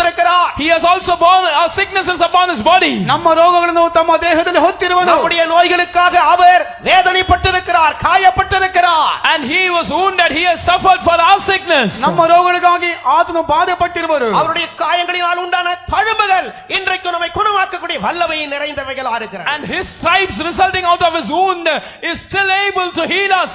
ಆತನ ಗಾಯಗಳಿಂದ ಉಂಟಾಗಿರುವಂತಹ ಬಾಸುಂಡೆಗಳು ಇಂದು ನಮಗೆ ಸೌಖ್ಯವನ್ನು ನೀಡುತ್ತದೆ. ತಳುಂಬುಗಳಾல் நாம் குணமாகிறோம். by his stripes we are healed. ಆತ ಬಾಸುಂಡೆಗಳಿಂದ ನಮಗೆ ಗುಣವಾಯಿತು. சென்ற இருமுடியூர் கன்வென்ஷன் ஞாயிற்றுக்கிழமை மாலையிலே தெய்வீக சுகமளிக்கும் ஆராதனையிலே நாங்கள் ஜெபிக்க முடியா கீழே இறங்கி போனோம். and during the divine healing service of our Madras International Convention we set forth to pray for the sick ones. ನಮ್ಮ ಮದ್ರಾಸ್ ಅಂತಾರಾಷ್ಟ್ರೀಯ ಕನ್ವೆನ್ಷನ್ ಅಲ್ಲಿ ಒಂದು ಭಾನುವಾರ ಸಂಜೆ ಅಸೌಖ್ಯವಾಗಿರುವಂತವರಿಗಾಗಿ ಪ್ರಾರ್ಥಿಸೋಕ್ಕಾಗಿ ನಾವು ಕೆಳಗೆ ಇಳಿದು ಹೋದೆವು. ஒரு ஆளை சேர்ல உட்கார வைத்து கொண்டு வந்தார். and one person was brought in a chair. ಒಬ್ಬ ಮನುಷ್ಯನನ್ನು ಕುರ್ಚಿಯಲ್ಲಿ ಕುಳಿತುಕೊಂಡು ತಂದಿದ್ದರು. நான் அருகாமையில் போய், உங்களுக்காக முழு உலகத்திலேயும் பரிசுத்தவான்கள் ஜெபித்திருக்கிறார்கள், நீங்கள் விசுவாசிப்பீர்களானால் இயேசு உங்களை சுகமாக்குவார் என்று சொன்னேன். I went near him and told the saints of God all around the globe have prayed for you, and if you will believe, the Lord Jesus will heal you. ಅವರ ಬಳಿಗೆ ಹೋಗಿ ಇಡೀ ಲೋಕದಲ್ಲಿರುವಂತಹ ಸಂತರು ನಿಮಗಾಗಿ ಪ್ರಾರ್ಥಿಸುತ್ತಿರುವರು, ನೀವು ನಂಬುವುದಾದರೆ ಸೌಖ್ಯ ಉಂಟು ಎಂಬುದಾಗಿ ಹೇಳಿದರು. ஒரு சிறிய ஜெபம் பண்ணி விசுவாசத்தோடு உங்களுடைய கால்களை எடுத்து கீழே வையுங்கள், எழும்புங்கள், நடவுங்கள் என்று சொன்னேன். and I offered a small prayer and I told him take a step forward in faith and move your legs and walk. ಸಣ್ಣ ಪ್ರಾರ್ಥನೆ ಮಾಡಿ ಎದ್ದೇಳಿರಿ, ನಂಬಿಕೆಯನ್ನು ನಿಮ್ಮ ಕಾಲಿನ ಕೆಳಗೆ ಇಡಿರಿ ಎಂಬುದಾಗಿ ನಾನು ಹೇಳಿದೆ. ஆம், உண்மையாகவே ஜெபங்களை கேட்கிறதான தேவன் அந்த ஆளுக்கு ஒரு விசுவாசத்தை கொடுத்தார். truly the Lord who hears our prayers gave a faith into that man. ಹೌದು, ನಿಜವಾಗಿ ಪ್ರಾರ್ಥನೆ ಕೇಳುವಂತ ದೇವರು ಆತನಿಗೆ ಸೌಖ್ಯವನ್ನು ಕೊಟ್ಟರು. எழுப்பினார்கள், he stood up, ಎದ್ದೇಳಿದರು, நடந்து போனார்கள், he walked, ನಡೆದಾಡಿದರು. தூக்கி கொண்டு வந்தவர்கள் சேர உயரத்திலே தூக்கி ஓ என்று கத்தினார்கள். and the persons who carried him in the chair lifted up the chair and started shouting. ಹೊತ್ತುಕೊಂಡು ಬಂದವರು ಕುರ್ಚಿನ ಮೇಲೆ ಕೆತ್ತಿ ಓ ಎಂಬುದಾಗಿ ಆರ್ಭಟಿಸಿದರು. அடுத்து அந்த பக்கம் போனோம். then we next went to the other side. ಸ್ವಲ್ಪ ಮುಂದೆ ಹೋದೆವು. இன்னொரு ஆளு சேர்ல உட்கார்ந்து கொண்டிருக்கிறார். another person was seated in the chair. ಇನ್ನೊಬ್ಬ ವ್ಯಕ್ತಿ ಕುರ್ಚಿಯಲ್ಲಿ ಕುಳಿತಿದ್ದರು. கைகால் விழுந்து போயிருக்கிறது. and his hands and feet were paralyzed. ಕೈ ಕಾಲುಗಳು ಅದಕ್ಕೆ ಪಾರ್ಶ್ವವಾಗಿ ರೋಗಿ. நான் அவருக்கு ஜெபமே பண்ணவில்லை. I did not even pray for him. ಅವರಿಗೆ ನಾನು ಪ್ರಾರ್ಥಿಸಲೇ ಇಲ್ಲ. அங்க கேட்ட சத்தத்தை அங்க ஒரு சத்தம் கேட்டதை நீங்கள் கேட்டீர்களா என்று கேட்டேன். I asked him, did you hear a voice on the other side? ಅಲ್ಲಿ ಒಂದು ಶಬ್ದ ಕೇಳಿದ್ರೆ ನಿಮಗೆ ಗೊತ್ತಾಯಿತು ಎಂಬುದಾಗಿ ಹೇಳಿದೆ. ஆம் என்று சொன்னார். He said yes. ಹೌದು ಎಂಬುದಾಗಿ ಹೇಳಿದೆ. நான் உங்களுக்கு ஜெபிக்க வேண்டிய அவசியம் இல்லை. I said I need not pray for you. ನಾವು ಪ್ರಾರ್ಥಿಸಬೇಕಂತ ಅಗತ್ಯವಿಲ್ಲ. உங்களுக்கு விசுவாசம் இருந்தால் நீங்கள் எழுப்பி நடவுங்கள், இயேசு உங்களை நடக்க பண்ணுவார்னு சொன்னோம். If you have faith, stand up and walk. Jesus will make you to walk, we said. ನಂಬಿಕೆ ಇದ್ದರೆ ಎದ್ದೇಳಿದರೆ ಯೇಸು ನಿಮ್ಮನ್ನು ನಡೆದಾಡುವಂತೆ ಮಾರ್ಪಡಿಸಿ ಎಂಬುದಾಗಿ ಹೇಳಿದೆ. கை கால் விழுந்து போனதான அந்த நபர் எழும்பினார், நடந்தார். That man who was paralyzed in his hands and feet stood up and walked. ಪಾರ್ಶ್ವವಾಗಿ ರೋಗಿಯಾದಂತ ಅದನ್ನು ಎದ್ದು ನಡೆದಾಡಿದನು. அங்கேயும் சேர உயர தூக்கி ஓ என்று கத்தினார்கள். Even in that place they lifted up the chair and started shouting. ಅಲ್ಲಿ ಸಹ ಕುರ್ಚಿನ ಮೇಲೆ ಕೆತ್ತಿ ಓ ಎಂಬುದಾಗಿ ಆರ್ಭಟಿಸಿದರು. ஜெபங்களை கேட்கிற தேவன் நம்மத்திலே இருக்கிறார். Yes, the God who hears our prayer is in our midst. ಪ್ರಾರ್ಥನೆ ಕೇಳುವಂತ ದೇವರು ನಮ್ಮ ಮಧ್ಯದಲ್ಲಿ அவர் தம்முடைய வசனத்தை அனுப்பி உங்களை குணமாக்குகிறார். He sends forth his word and heals you. ವಾಕ್ಯವನ್ನು ಕಳಿಸಿ ಸೌಖ್ಯಗೊಳಿಸುತ್ತಾರೆ. ಎಲ್ಲರ ಕಣ್களை ಮೂಡುவோமாக. Let's all close our eyes. ಎಲ್ಲರ ಕಣ್ಣನ್ನು ಮುಚ್ಚಿ முழங்கால்களை முடக்கி கர்த்தருக்கு ஒப்புக்கொடுப்போமாக. Let's be on our knees and yield ourselves to the Lord. ಮೊಣಕಾಲು ಮನುಷ್ಯ ಕರ್ತನಿಗೆ ಒಪ್ಪಿಸಿಕೊಡೋಣ. நிச்சயமாய் ஒவ்வொரு வியாதியஸ்தரையும் ஆண்டவர் தொடப்போகிறார். Surely the Lord is going to touch every sick person. ಖಂಡಿತವಾಗಿ ಒಬ್ಬೊಬ್ಬ ರೋಗಿಯನ್ನು ಮುಟ್ಟುತ್ತಾನೆ. குணமாக்குகிறவர் இயேசு நம்மத்திலே உலாவிக் கொண்டிருக்கிறார். Jesus as a healer is moving in our midst. ಗುಣಪಡಿಸುವ ಯೇಸು ನಮ್ಮ ಮಧ್ಯದಲ್ಲಿ ನಡೆದಾಡುತ್ತಾನೆ. குணமாக்குகிறவர் அவருடைய வல்லமை நம்மத்திலே அசைவாடிக் கொண்டிருக்கிறது. And the healing power is moving in our midst. ನಮಗೆ ಸೌಖ್ಯ ಕೊಡುವಂತ ಶಕ್ತಿ ನಮ್ಮ ಮಧ್ಯದಲ್ಲಿ கர்த்தருடைய வார்த்தைகளை தொடுகிறது. And the word of God is touching you. ದೇವರ ವಾಕ್ಯವು ಮುಟ್ಟುತ್ತದೆ. இப்பொழுதே நீங்கள் வியாதியஸ்தராய் இருப்பீர்களானால் அந்த வலி வேதனை உள்ள இடத்திலே உங்களுடைய கைகளை வைத்துக் கொள்ளுங்கள். If you are a sick person, place your hands upon that member of your body in which you are sick. ರೋಗಿಗಳು ಎಲ್ಲಿ ರೋಗ ಉಂಟೋ ಅಲ್ಲಿ ನಿಮ್ಮ ಕೈಗಳನ್ನು ಇಟ್ಟುಕೊಳ್ಳಿರಿ. உங்களுடைய விசுவாசத்தின்படியே ஆகட்டும் என்று ஆண்டவர் சொன்னார். The Lord says, be it unto you according to your faith. ನಿಮ್ಮ ನಂಬಿಕೆಗೆ ಅನುಗುಣವಾಗಿ அவர் தம்முடைய வார்த்தையை அனுப்புகிறார். He is sending forth his word. ಅದು ವಾಕ್ಯವನ್ನು ಕಳಿಸುತ್ತಾನೆ. எனக்கு சித்தம் உண்டு, சுத்தம் ஆகு என்று சொல்லுகிறார். I will be thou be healed. ನನಗೆ ಚಿತ್ತ ಉಂಟು ಸೌಖ್ಯವಾಗು ಎಂದು எனக்கு ಹೇಳ್ತಾರೆ. சித்தம் உண்டு, சுத்தம் ஆகு என்று சொல்லுகிறார். I will be thou be healed, he says. ದೇವರಿಗೆ ಚಿತ್ತ ಉಂಟು ಸೌಖ್ಯವಾಗಿರಿ.